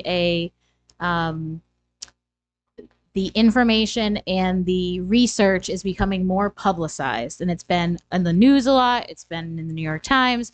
And so that being said, we, Mary alluded to it a little bit in her, which I didn't even realize was there. Sorry. I'm like, that doesn't really matter. Yeah. Okay. So we began our journey with it this year. So we had 52 teachers in a study group. And we read a book called Shifting the Balance, which is really about taking the balanced literacy model, which is what we have been engaged in for as long as I've been in this position, as well as most of the state of Massachusetts.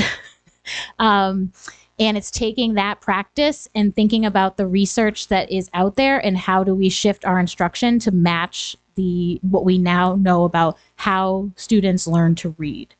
So that being said, that study group this year led us to make, as Mary alluded to, 2 changes already this year.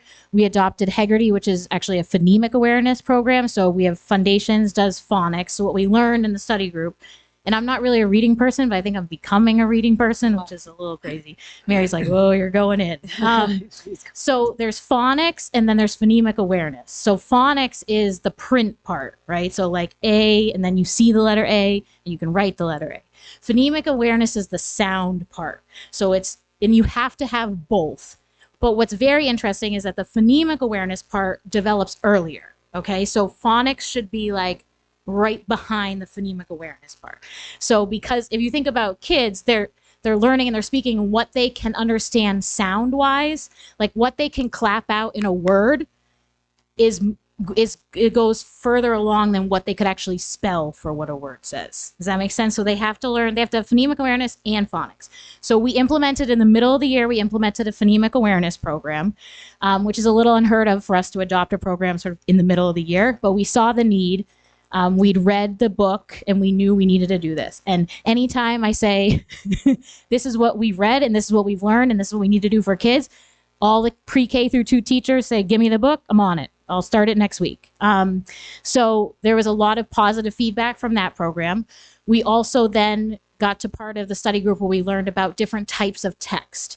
And so for a long time, there's been a push for kids to be in sort of more authentic text and like reading, beautiful storybooks and all of these things, which there definitely is a time and place for. But what the research is showing us is that when kids are learning phonics and learning how to decode, so if you're teaching in your Foundations lesson about short A's, they then need to have a decodable text in front of them that has short A's in it so that they can practice. They learn short A's. Now I see it in a text so I can read Dad sat on the cat. So the complaint about decodables, as you can tell from what I just said, is that they are contrived, text. But the biggest thing I learned is that they're training wheels. So they're not meant to last forever. Some kids never need training wheels. Some kids just ride their bike. Other kids need training wheels for a month. Other kids need them, like my kids, for way too long. So it's not meant that decodable text has its place. And so we recently spent a fair chunk of money. If you came down to the curriculum center, you would see decodable text all over the place. And there are 2 reading teachers who are working very diligently to put together bins of decodable text for the K classrooms, the first grade classrooms, and the second grade classrooms for next year, so that as they teach short vowels, they have a bin that says short vowels, and they have texts from multiple vendors. So the other part is that you don't want kids sort of sucked. You want like a variety of texts, right? But you want to be able to pull, here's my short A bin, here's all my short A books. So we just learned short A. Now everybody's going to practice with their short A. So those were 2 changes that we've implemented already. But that being said, I then personally started taking another class. So there's actually a lot more to learn than what we did this year. So we are actually partnering next year at the elementary level with an outside provider to provide science of reading training. And we're going to run 2 cohorts. The elementary principals and myself are being trained over the summertime. And then we're going to be running a K2 cohort, I should say pre-K to 2 cohort, and a 3 through 5 cohort. And that is quite a large time commitment from the teachers. It's 10 modules, 2.5 hours each module, which is it's a hefty amount of time, 2.5 hours. But I can say that we're almost full of teachers signed up for it. So I'm very excited about that work. And I think that in my head, clearly the next step is not to make any drastic changes, but to really jump into the learning. And so that we understand no matter what curriculum we have, we've built the knowledge and understand the reading of this, the research behind how kids learn to read. Because as teachers, you make a million decisions every 5 seconds about what books, who's going to go with who. So no matter what curriculum you have, we need to do the learning ourselves so that we have that content knowledge to make the best decisions that we can going forward. Got it. Is that too long? Nope. That's good. Whatever kind of coffee you drink, Julie, She does. I want the brand. Other questions? I have a couple of follow-ups, sorry, to that. So will that help, do you believe, diagnose the children who are having reading issues? So I've gone back in our data since for a very long time. And clearly we dipped during the pandemic, right? From that March when we closed to obviously we went like that.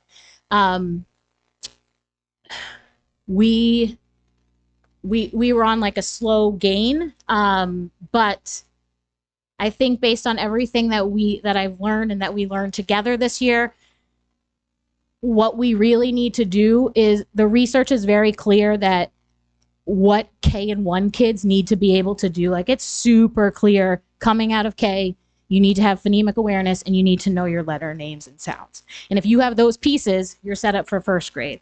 And so I think us having that information and us having that learning, we are going to be able to shift. We need to make shifts in what data we're collecting, what assessments we're using, which then leads us to what we really are prioritizing as targets for kindergarten, targets for first grade. You'll notice I took first grade off of this. What we were using for a measure in first grade is not what we should be measuring in first grade. So there's a lot of shifts that we need to make upcoming, and I 100% believe that this is the learning that we need that will allow us to make those shifts and identify not only what kids need, but how to intervene to make sure they get that intervention early.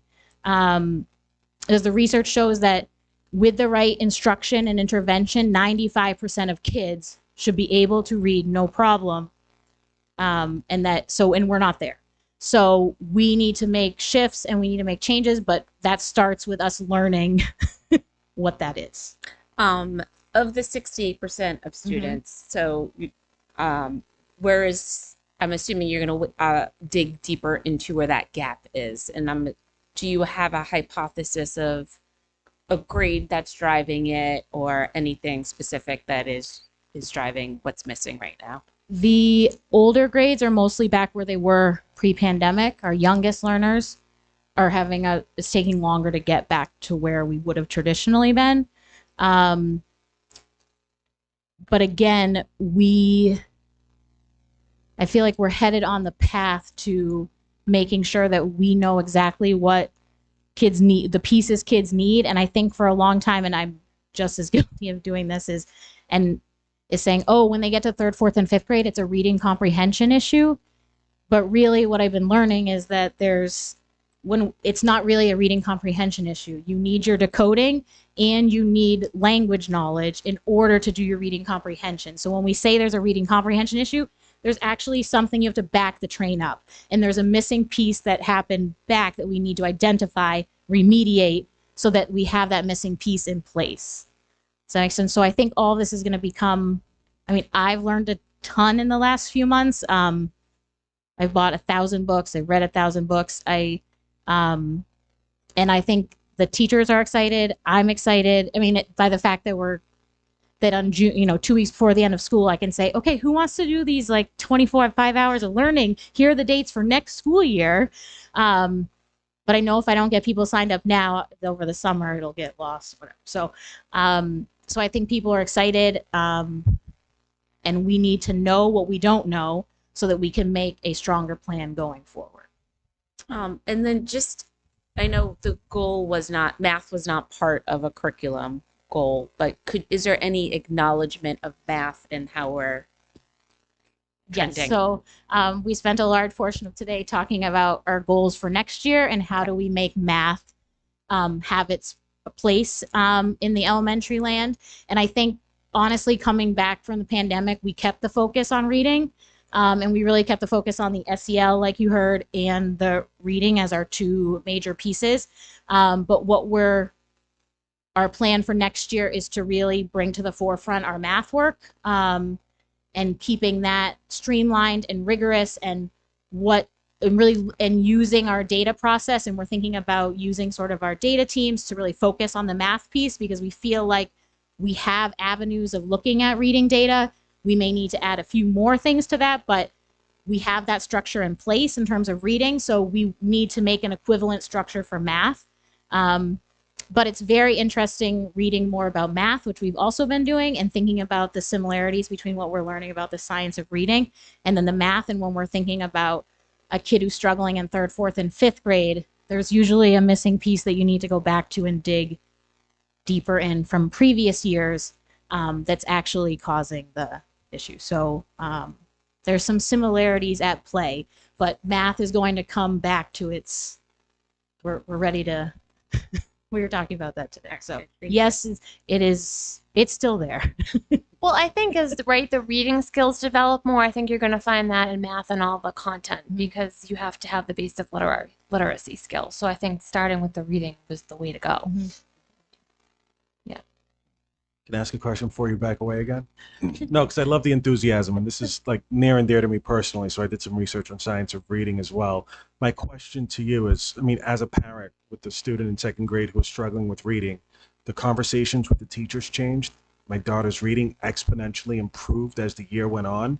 And in the follow-up conversations, just as you mentioned, there were specific mentions of what was missing and what needs to be improved upon. Are you finding that that's fairly common with all the students that are catching up? Like, can you talk a little bit about, is it more about the students are learning at a better pace, or you're identifying what the gaps are faster, and that's kind of part of the excitement of, continuing down this path?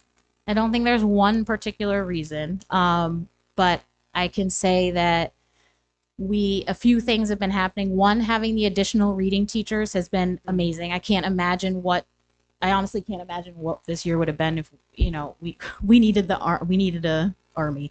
And so having those was huge. Even just making that bigger reading team, and they're doing learning together. And I think anytime you have a team with a mix of people and different skills, that strengthens the overall team as well. So I think that's a huge part. We also shifted our assessments in kindergarten this year, and I've seen a huge change based on those assessments and now what the kindergarten teachers are honing in on. And from the middle of the year, and we're having the end of the year kindergarten meetings these 5 mornings, and we had Thorpe's this morning, and to see the growth and to hear that kindergarten teacher at Thorpe talk about how she used the middle of the year data in all the sub skills. So she knew she had a blending group, she knew she had a segmenting group, and to see the growth that her students made and those kindergartners at Thorpe made from the middle of the year to the end of the year was absolutely amazing. And so little things, teachers who were in the study group this year, I've seen. That's one of the cool parts about my job is, we do these classes, but then to go into classrooms and see things that you read about up on the bulletin boards is, and again, it was kindergarten. I was in kindergarten at Smith, and we learned how we need to be teaching high frequency words differently. And we traditionally have taught them through flashcards and memorization. But the research says we need to do phoneme grapheme mapping, which is thinking about the sound and then how it's spelled and connecting those two. And so we learned about something called heart words, where you identify sort of the parts of the word that are regular, and then the parts of the word that don't sound the way that they should if they're following the rules. So that part gets a heart. So to read about that and then see in the kindergarten classrooms at Smith, to see instead of a sight word wall, I saw heart words, and all grouped together, and I had a great conversation with them about how they want to even shift that to next year and how they've aligned those high frequency words with the foundations curriculum. So now they know where they're teaching them. So to see all these shifts sort of happening all over the place, but I think there's so much more to come, if that makes sense. We're going to have 60 teachers trained next year. And I think that will then, I just want to have a really, really strong base of knowledge that will then allow us to make more informed decisions about curriculum choices going forward.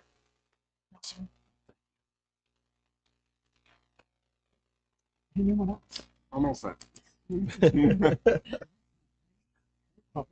I am good, thank you. Okay, why don't we move on to the middle school? Guys, thank you. I think I learned an awful lot about reading science, really. It's fascinating. Yeah. Middle school. Wish that I had the same level of energy. Want to follow that? Yeah. Tough act to follow, no doubt about it. So our safe and supportive schools, our goal was that students would demonstrate growth on a self-assessment of social emotional learning competencies as measured by the Holistic Student Assessment Retrospective Self-Change. This was a survey, the PAIR survey that we did with students. We did a lot of other things that related to this work, though. It wasn't just about like having the survey at the beginning of the year and the end of the year. Over the course of the year, we had a faculty group that was dedicated to developing social emotional lesson plans to go along with our Project Hawk, which happened once a month on the Thursdays following our half-day professional development days. In addition, we had 14 different PLCs meet with our SEL coach. And that was really a sort of call-in kind of process where our SEL coach would be asked by teams to come and sit down with them to review lesson plans and talk about ways to incorporate social emotional learning into their everyday lessons so that it's not just something that we were doing once a month. The goal was really to have people look at how they could have that type of learning incorporated right alongside their regular curriculum. And what most of our teams found is that there were a lot of things that they were doing during the course of the process that actually connected to social emotional goals. And it really was a question of how do we enhance them, how do we accentuate them, and how do we sort of point out more explicitly to kids that, you know, this is social emotional learning. It's not just what we do once a month on Thursdays. In addition, we really focused our professional learning this year on social emotional learning goals for students and social emotional learning for our faculty. How we can address what kids' needs are. And really sort of, as we looked at everything that we were doing, whether it was related to safe and supportive schools or offering tiered systems of support, how are we going to find ways to meet those kids where they're at, right? Like, what does this kid need in this moment here in order to, one, support them, but two, help them access the learning, right? So that was really the focus of our professional development and our work related to Project Hawk and specifically those SEL courses. Coherent curriculum and instruction and assessment. We really wanted to get back to making sure that our teachers were checking in with our students using formative assessments to make sure that they were making progress that we expected, particularly as we've had two fairly, atypical school years. So this was work that had been done using the FAR cycle prior to the shutdown. So it was really a process of reminding teachers what we were doing prior to having a remote school or having hybrid learning, right? And that was creating assessments that you could check in with students so that you would know where their progress was. If you needed to regroup students, that you could have them regrouped and provide them in class reteaching or checking in to make sure that they understood a concept moving forward. We wanted to make sure that all of our teachers were doing this through the course of the year. And over the course of the year, we, through observation, found that our teachers were reestablishing this practice as part of their regular routines.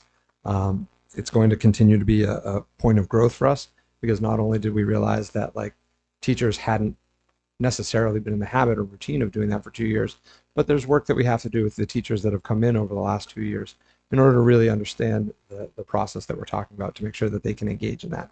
So that's a professional development for us moving forward. Diversity, equity, and inclusion.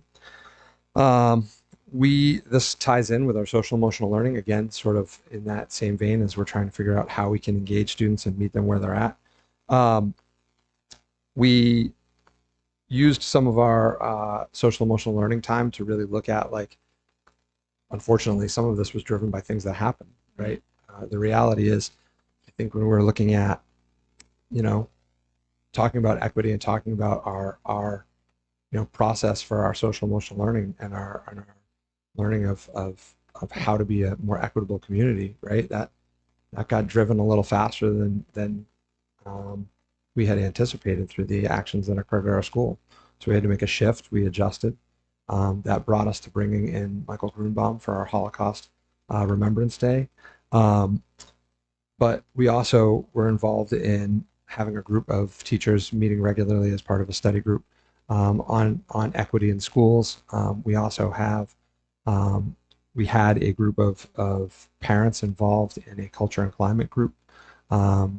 And I think as a school, that's an area where we're looking at the convergence of equity and our social emotional learning, right? Because in terms of making sure that we are talking about how we are dealing with each student, we need to make sure that we're also thinking about, the different cultural backgrounds, the different racial backgrounds and ethnic backgrounds of all of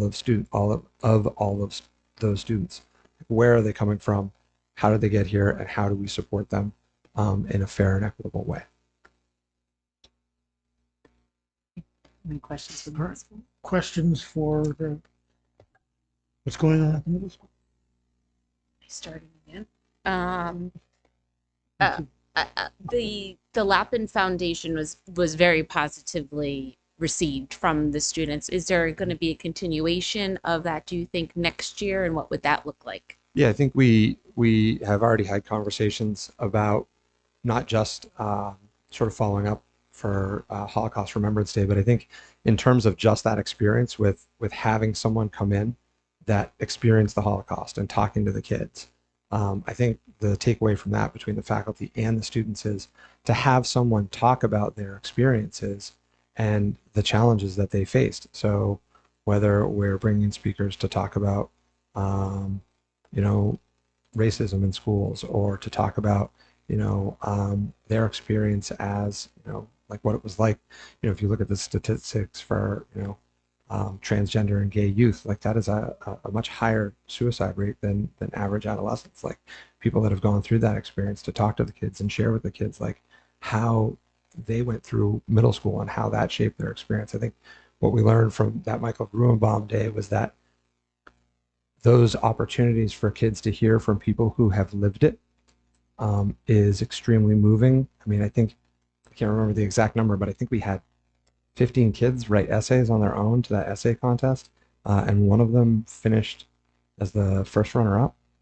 So, I don't know about you. I only have 10-year-olds and a 7-year-old, but getting kids to just write essays on their own is generally not something that happens. So clearly, it was something that moved our students and that we need to do more of. So that's definitely something that we have already had conversations about.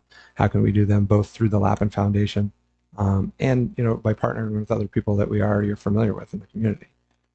So that's definitely something that we're going to do next year.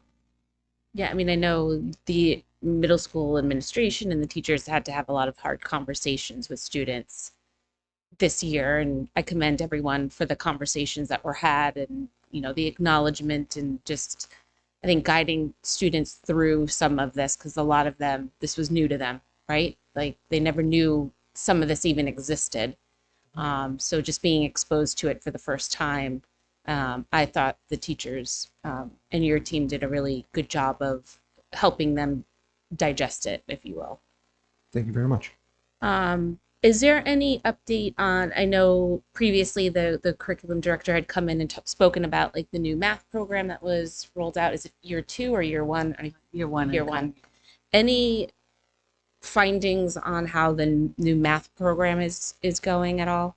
I mean, Ellen would probably have to speak on that more than me, but I think that from talking to the 6th grade teachers, because I did most of their evaluations, that they're trying to figure out how to use the online tool to gather all the data that they need. Like that online tool provides them with a lot of information. So how to use it in class with students, how to use the information that it provides you. They very much like the workbooks, but they also are trying to figure out, they had some projects and things that they liked with the previous curriculum that now they want to figure out how to work some of those things back in, now that they've figured out the pacing and things like that with the new curriculum.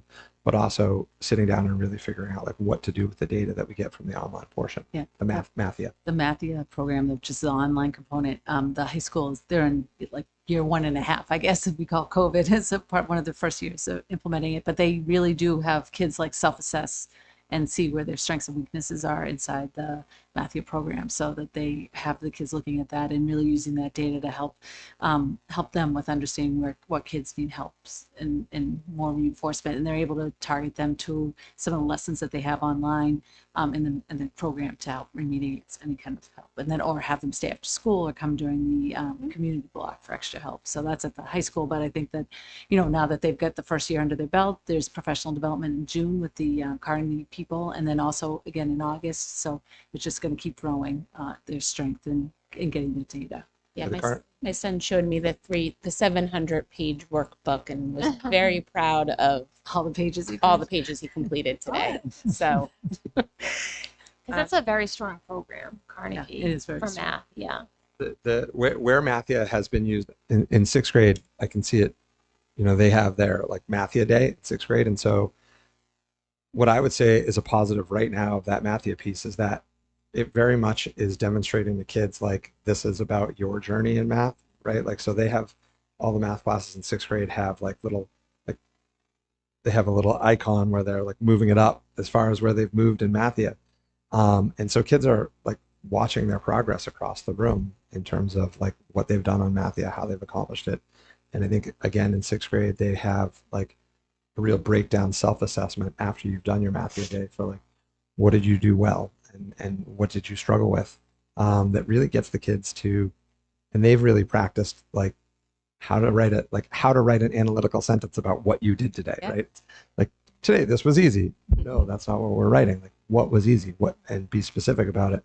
And in the last couple of months of school, like walking around and seeing what kids were writing, in terms of, what they were struggling with. Like I remember looking at one girl's page and it's saying, I really struggled with once I was looking at the number line, once it had decimals, and that really became confusing. And that was really specific feedback that she was giving her teacher. I saw another girl's paper that said, today I didn't struggle with anything, and normally it's really a struggle for me. And so she had like yay with like 8 exclamation points. Even though that wasn't specific, it's still really good feedback from that kid because she felt really positive about her day. Thank you. I just have a specific question on going back to a safe and supportive learning environment. Can you talk a little bit about the impact of this curriculum that was rolled out and any specific impact on marginalized students and how they felt, like specifically like Jewish students within the school, African American or other minority groups? I think I can say most simply about our curriculum that we've rolled out is it's not enough. We're doing one lesson a month, and it was a self-created lesson. We had a study group that was meeting regularly to create these lessons, but it's a lot to try and make curriculum as you're going through via a committee, and then to have that for one lesson a month for 30 minutes. So I think our takeaway from that is we're going to do this with more frequency next year. We have it planned out to do once per cycle, and I think we're also looking at like getting a curriculum. Because I think what we produced was good, but there are people that have built this stuff, that have designed things that can do what we would like to do in a more effective way. In terms of specific data from our students, I think I haven't gone through all of the pair data to find out like exactly what different students' feelings were about, because that's a very personal like assessment in terms of how they're feeling. I haven't gone through all like the disambiguation of the pair data yet.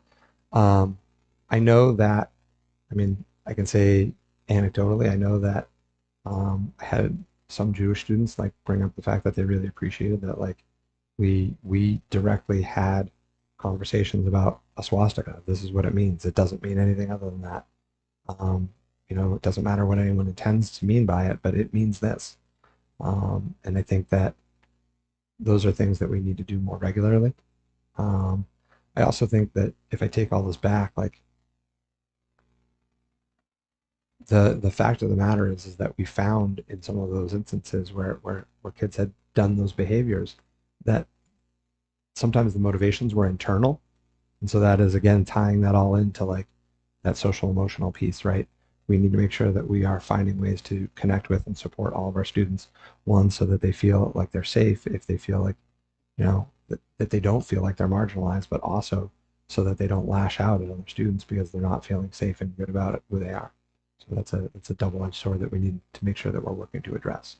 Okay, and just a quick follow-up on that, like, do students have like a confidential like avenue to go, and they feel they have like a safe space to talk to adults or grown-ups within the middle school? So that was one of the things that you know, the pair data looked at, and it was one of the things that we tried to emphasize in our Project Hawk. It's also something that our guidance counselors try and emphasize, like that the guidance counselors are always a safe space for any student. So are our social workers, right? Like any student at any point in time can come down and talk to them. We also recognize that that isn't the person for a lot of people. So trying to connect our students with a teacher, with someone that they have in their classroom, I think we need to do a better job of it. I think, I forget what the exact number was, but we had a number of kids that, I think it was like 15%. And I forget what our percentage was. We did a Project Hawk survey. But I know that we looked at the number and it was about like, I feel like I have a connected adult, and we kind of felt like, you know, any number is too high. It wasn't a huge number, you know, it wasn't like 25% or anything like that. But, and I think that's another factor for changing what we do with Project Hawk. By doing it weekly or once a cycle, so it won't quite be weekly. And we're also going to have in our RISE blocks, instead of having RISE be whoever teacher you're with, you're always going to go back to the same group, right? So you'll always go back to your homeroom group, and then Project Hawk will always be with that group, so that when you have your Project Hawk partner come in, we can break it up into a smaller group, but still you're consistently doing something more than just the 4 minutes a day for homeroom, right? We're basically asking kids to have these connected relationships with kids that, you know, they have on team and they may have some classes with, but as a group, they're only doing work together, you know, once a month for 30 minutes. So by having them go back to RISE and being on group, we're hoping to have greater connectedness between that group, so that not only are we doing better lessons, but we're doing lessons that is with a more cohesive group.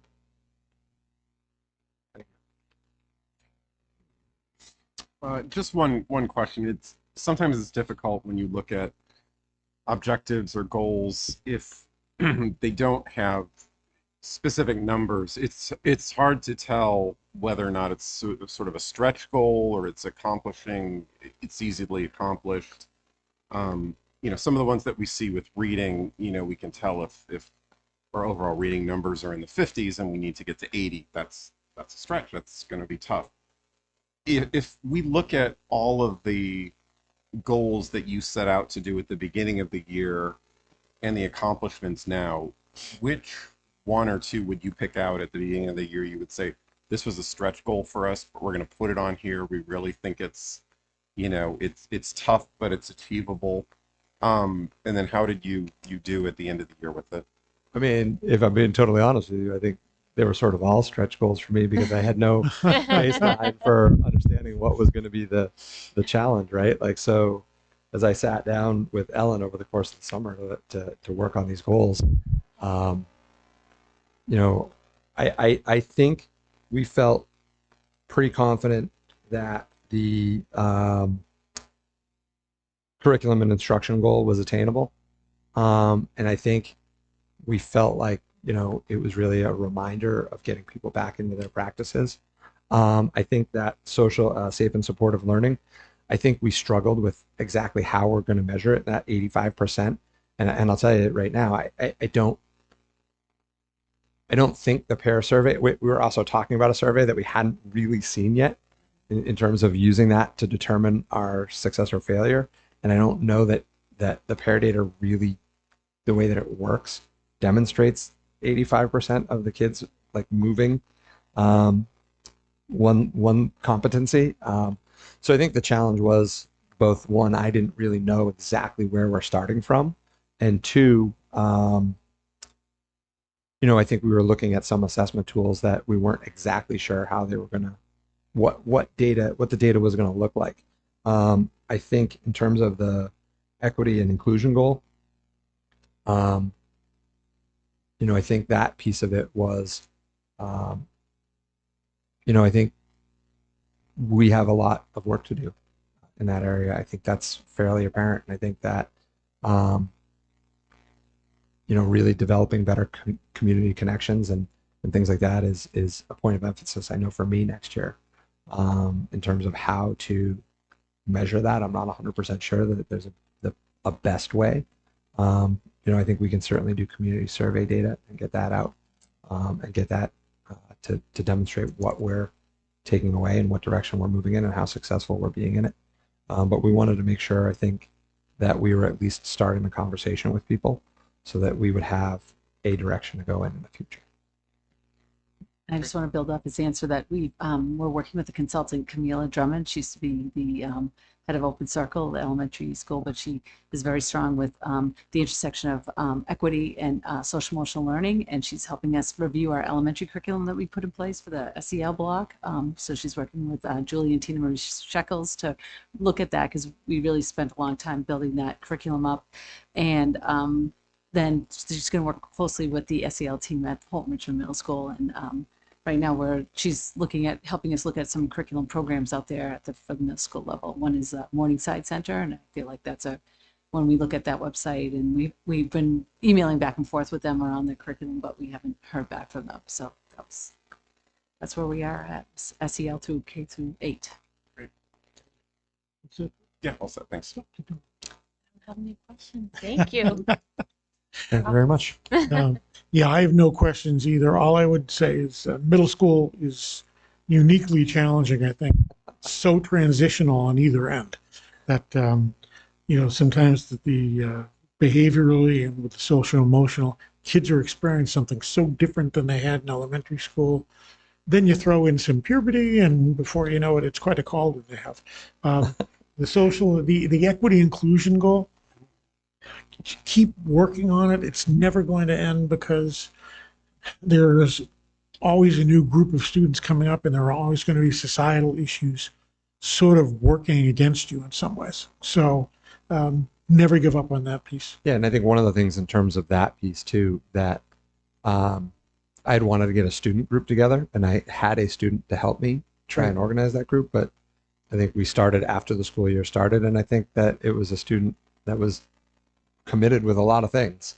So it was very difficult to ask one more thing of her time. Yeah. So I think one of the things in terms of getting that student piece involved is I'm going to look at starting to connect with students over the summer so that we have that group coming into the school year, as opposed to waiting until the school year starts to get them together. It's great. Thank you. Thank you. And Adam's coming up to end the presentation. Anything else you want to do tonight, Ed? I know. Yeah. You see it? That's all right. Okay. So I think, when we put this plan into context, we obviously developed this coming into the school year. We had to, kind of refocus and buckle down on a few things. But starting with safe and supportive learning environment, at the core of this was about positive relationships. So I think as a school, we had we had a new administrative team. We had obviously our school coming back into more of a traditional approach. And so we emphasized as a faculty and as a staff about starting with relationships with kids first. And I think so that was sort of the broad operating principle that I feel like we enacted. The early college program is sort of a good example of like relationships. We looked at kids who needed and could benefit from a different way to approach schooling. So we implemented this program to get them involved with college earlier as high school students. And that cohort has really done great work this year. We're really proud of them. We'll have a new cohort that'll start, and then this cohort will continue. We've talked a lot about like pathways and making sure that our curriculum connects to career and interests. So this was sort of work that had begun prior to the pandemic, and what we needed to do was step back and focus our work. So we actually met with DESE to kind of look at, we had a lot of pathways and probably too many. So we decided to step back and say, what can we really focus on and do well in terms of formal pathways? So we're working with DESE to sort of redefine that work, and the ones that are really set up for success and have the full pathways laid out, we're going to emphasize those. in the coming years. And then we updated, but at the same time, we did update the program of studies and add courses to continue expanding this idea of not only college readiness, but career readiness. So we added a lot of career-oriented curriculum. So, that sort of safe and supportive learning environment, when you think about a learning environment, we wanted to make it safe and supportive really for academic growth and achievement. Under coherent curriculum and instruction and assessment, I think our big win this year was our technicians. So we deployed 3 technicians in the areas of social emotional learning, the humanities, and the math and sciences. And these folks have worked in a variety of settings. They support our early college kids because that schedule doesn't align with the school schedule. They needed time to sort of stay current on their in-school classes. They work with specific teachers, so they've really developed relationships with specific curriculum areas and help teachers do targeted intervention work or work with specific students. So we're really proud of that work, and that's going to continue. We looked at our focus time. So, we heard a lot about community block this year. A lot of that time is focus, and that's a chance for kids to kind of do the things that they need to do. So we really made sure that time was productive and structured. And then for next year, we formed a working group of the administrative team, the teacher leaders, the union, to look at how can we do a real targeted focus on executive functioning needs using the focus time. So that's something that's in the works and that we're excited to sort of build on for next year and implement. And then Mary mentioned earlier the PLC teams and the facilitators. So kind of bringing back that formal structure of having that, accountability where people are taking notes, guiding the work, and then reporting back to us on here's what we're doing in that common planning time. And the real narrow focus was assessment. How are we assessing kids across all the different curriculum areas? And with the high school, and this was sort of a learning lesson for me, is we have so many PLC teams because we have so many different courses and different approaches in the different departments that work is really expansive. So having these facilitators was helpful just to kind of give us another layer of communication with those groups. And then obviously DEI work became sort of the main priority of our school this year. Community block, again, isn't in itself going to solve or address DEI, but it's going to provide the venues. So whether it's whole class assemblies, the little community, the smaller communities that exist, that foundation is now well established. And I think what we learned is what goes really well, what's not effective. And so we're already excited to retool that for next year and adjust it. But what's great is there's, I would say, universal commitment to community block in our school. So teachers, students, everybody, the infrastructure is committed to. So now it's just about using it in the most effective way. I think the thing I'm most proud of this year is that we've empowered students to really take leadership in our school.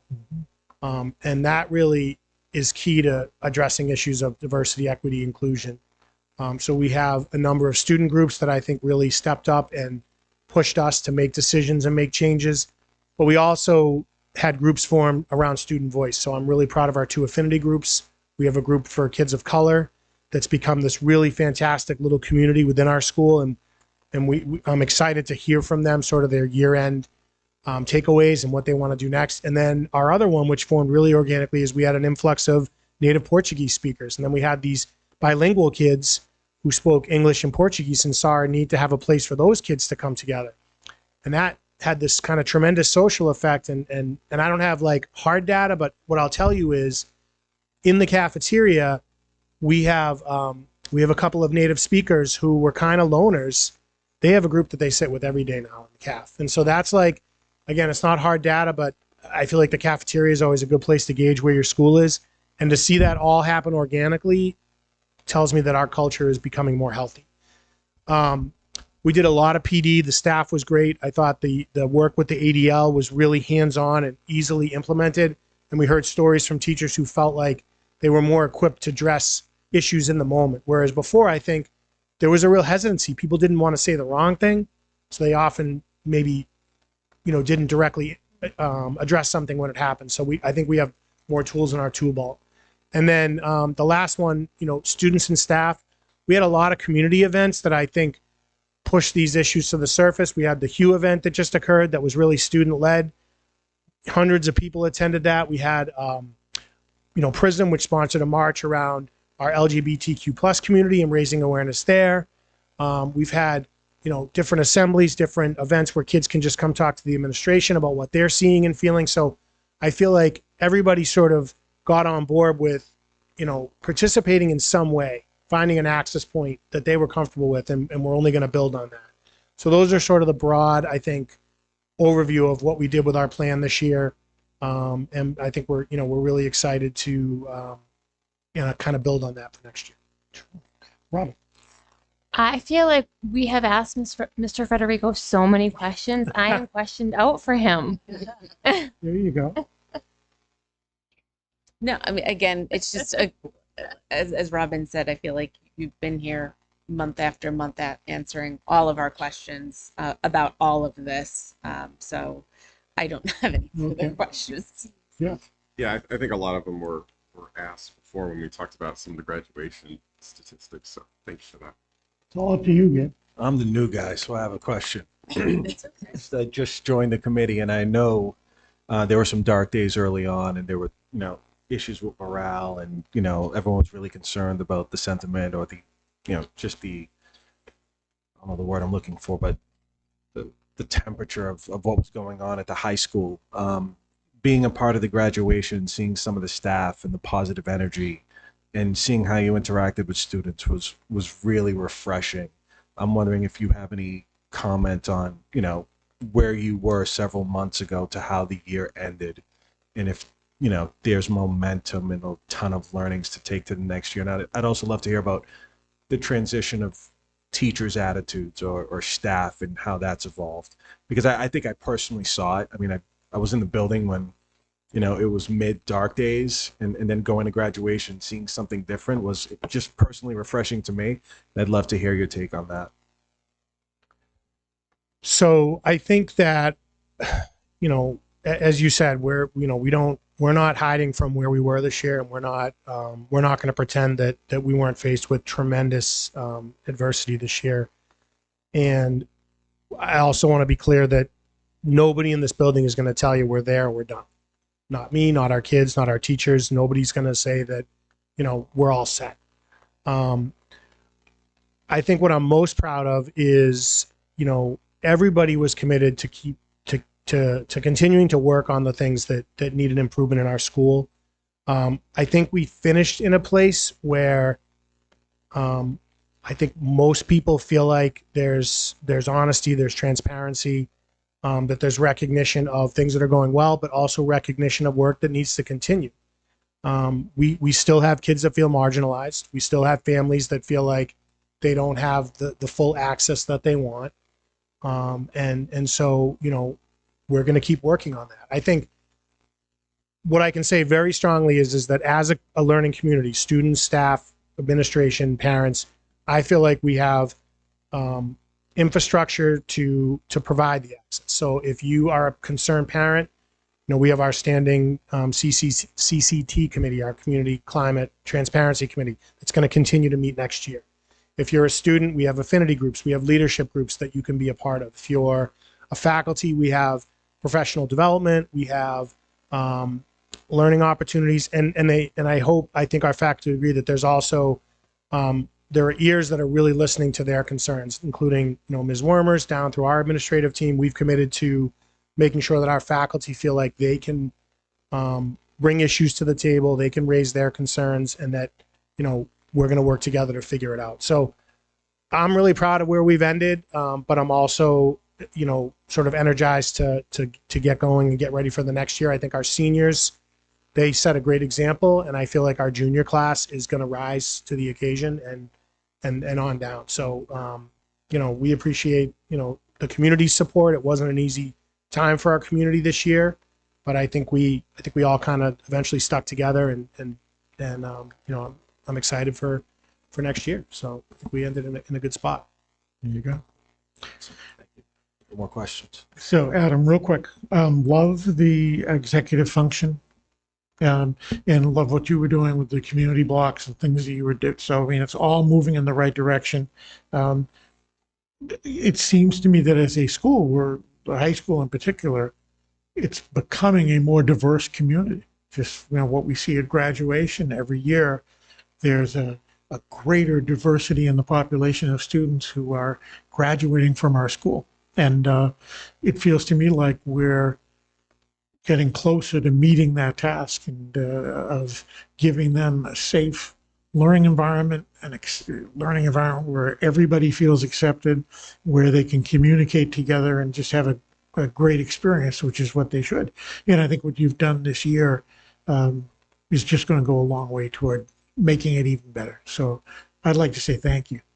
And to all of the principals, you know, your greatest accomplishment this year was maybe bringing some sense of normalcy back. Think about what you came through for the last 2.5 years to get to this point today. And you all, and your teachers and your staff, have a lot to be proud of, and I thank you for that. That's it. Thank you.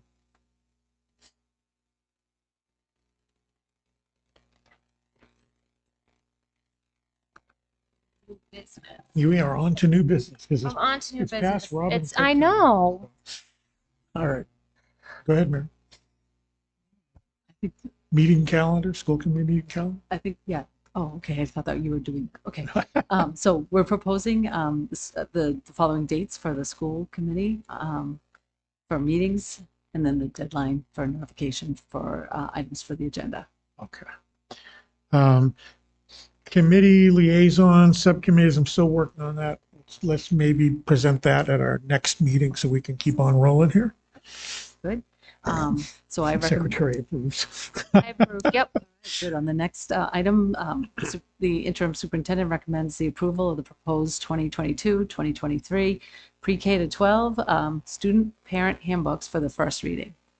Okay. Is there a motion Motion to, to approve? yeah, to approve the first reading. So Yeah. we have a motion to approve. Do we have a second? Second. Okay. Is there a discussion on this first reading? Any questions in particular, things you saw when you looked through the books, ideas you have that you want to share with the superintendent?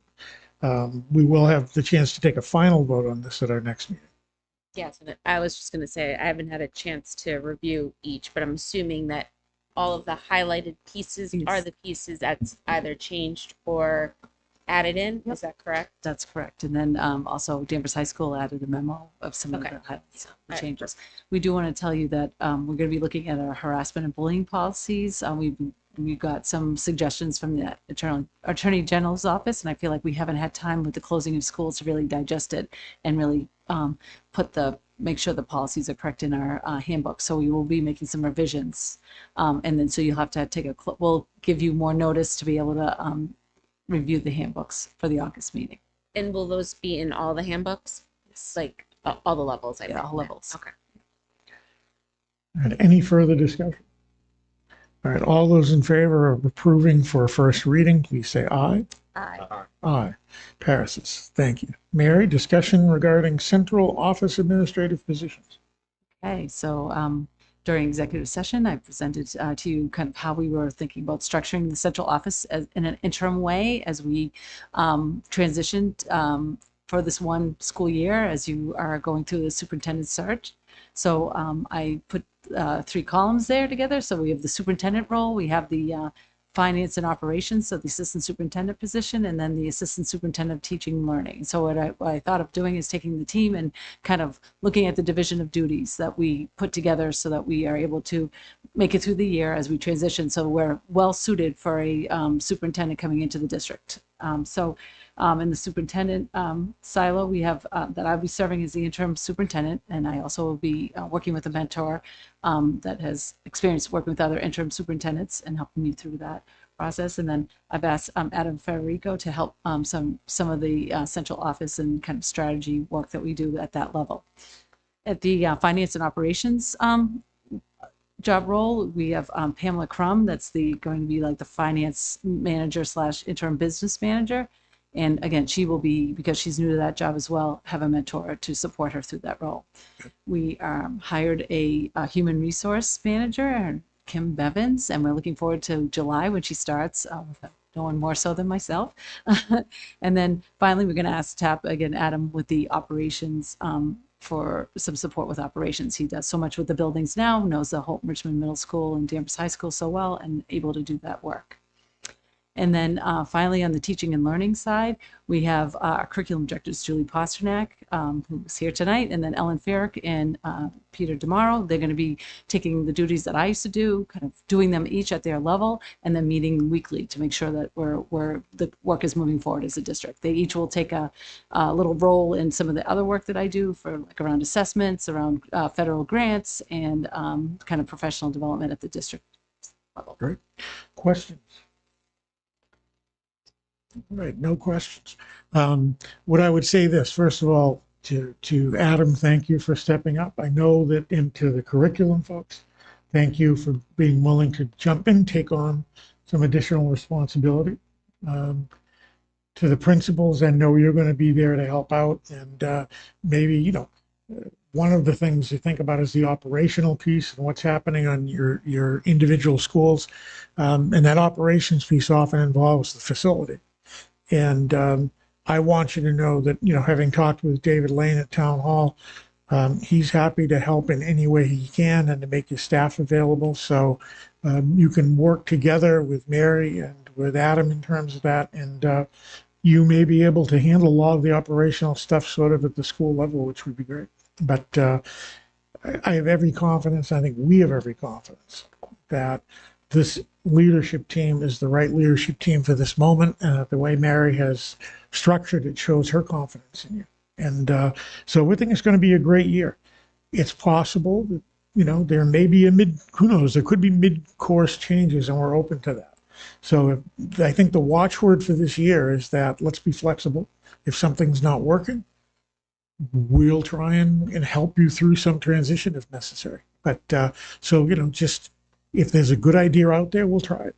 And I know you all work together, and so we thank you ahead of time for what you'll be doing. Thank you. All right, my screen keeps going off on me here. Next is unfinished business. So we have an amendment tonight to the school calendar that was approved previously this year. In our 2022-2023 school calendar, we have February 8th was preschool conferences. That was in our original calendar. That is not correct. That is actually happening on the early release day in February. So we struck that from the calendar. So there's just a tiny change. You probably don't even notice it. But more recently, what we've done, and Julie's worked with the preschool team, is put together a preschool calendar that will be released to those families. Okay. And you can see up in the green where they have the hours of the AM and the PM program, and then the full day. So it's the same calendar, but with just details for the preschool program. So Okay. it's kind of, you know, if we had it on a piece of paper, it would be a 2-pager. So one side would be for the K to 12, and then on the other side would be a preschool. Sure. I suspect the only one we have to approve is the official school calendar. And so I would accept a motion to approve the school calendar as amended. So moved. Second. We have a motion. We have a second. Is there any discussion? All those in favor, please say aye. Aye. Opposed? None. Carries. Order of business. Do we have a motion to accept the consent agenda as presented? So moved. All right, Second. we have a motion and a second. Does anyone have any questions on any individual item on the consent agenda? Hearing none, all those in favor, please say aye. Aye. Aye. Opposed? None. Carries. Minutes. The secretary moves to approve and release the minutes from the May 9th, 2022 regular meeting and approve and not release the minutes for the May 9th, 2022 executive session. Is there a second? Second. All right, is there discussion? All those in favor, please say aye. Aye. Opposed? None. Carries. Communications. That would be you, Mary. Northeast Consortium, is it? These consortium. Yeah. We didn't have a meeting this month. So You did not? No. Okay. Legislation, I have nothing to report at this time, nothing hot at the moment. Subcommittee liaisons. Oh, and updates on yearly agenda items. Let's see. Do we have anything really to update on the year? We do not. Okay, so subcommittee liaisons. Anything up with curriculum and assessment? No. Okay. Equity. Well, we finished our meetings in March. So. You have a meeting, okay. We've talked a lot about equity and SEL tonight. I think we've probably covered whatever's hot at the moment. Policy, we haven't had a subcommittee meeting, but there is a policy change we're going to be considering probably at our next meeting. Okay. Deep, I don't think we have a representative right now. Has there been a meeting of Deep? Tomorrow, meeting tomorrow. Tomorrow. There you go. Does anyone want to volunteer to cover tomorrow? What time is it? It's at 8 a.m. and it's Wednesday. I'm sorry, because I'm off on my days. It's at the Brookline Bank at 8 a.m. 8 to 9. 8 a.m. Okay. Any takers? And I understand if people are too busy. I'll be there so I can update. All right, Mary, I'm going to rely on you to give us the report on that then. Danvers Cares. June 6th was the year-end annual celebration and breakfast. So it was basically just a year-end wrap-up. There were awards, some of the shared leadership updates, including community outreach, some of the district programming, and presentations by the youth groups. Overall, it was a pretty good review of the year and talked about new business. And they set the next meeting already, if you can believe it. So Monday, September 12th, 9:15 a.m. Wow. Ready to roll. Thank you, Jeff. Anything on CPAC, Mary? Did they have any upcoming meetings, or are they done for the year? I think they're done for the year. Okay. Human Rights and Inclusion Committee, we had the Pride Day, and then on the following Saturday, there was a community event at the high school. I was unable to attend, unfortunately. I was away that weekend, so I have to check in with Dee and others as to how it went. But based on the online pictures, it looked like it was a good event. Budget. So you have your monthly budget report attached to the agenda.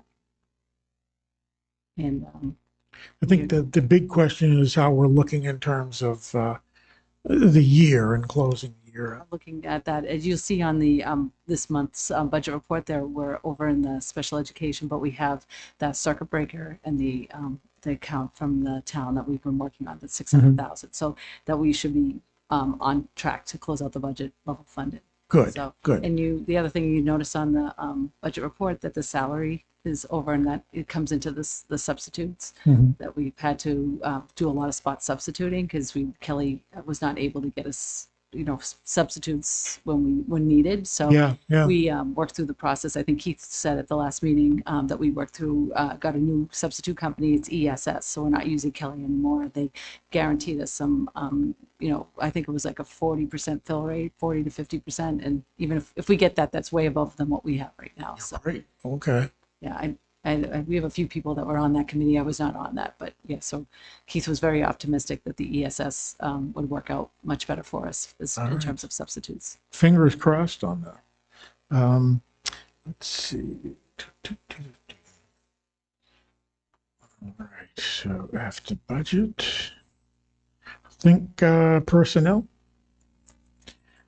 Anything on personnel other than the report that we have? I went through the retirements already. You mentioned the we have a few retirements, okay. resignations there on the there, and a leave of absence. And okay.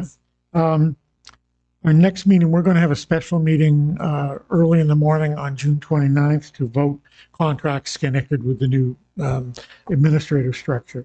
And other than that, we'll be back for our regular meeting in August. I did have one other item I meant to mention in items of interest. I'll try and keep it short, but I did hear from an 8th grade student who was interested in having a discussion and or a subcommittee about later starts to the school day, and made quite a case for the fact that students do better if they it was part of the civic project, I think. Yeah.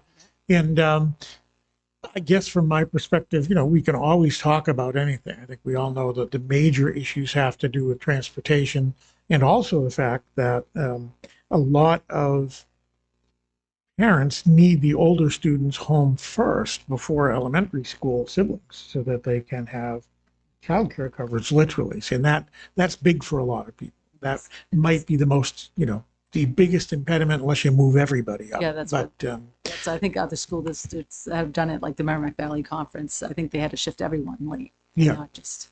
But I mean, you can't flip the elementary and the secondary. Right. So I mean, we're open to discussion about it. Maybe it's something we could put on a future agenda to talk I would like to hear their argument. Yeah. I would like to hear it. They're finishing their research. Yeah, so there's actually a couple of 8th grade projects that are going into the summertime. So it's interesting, the engagement that we've had, just like we saw at the high school, the engagement with the 8th graders. So we'll see if they can come back maybe to school committee in August to see if they can present. Yeah, I mean, again, I just think we ought to be, it's not a crazy idea. It's something to think about. And it is supported by the psychological information in terms of how kids learn and when they learn best.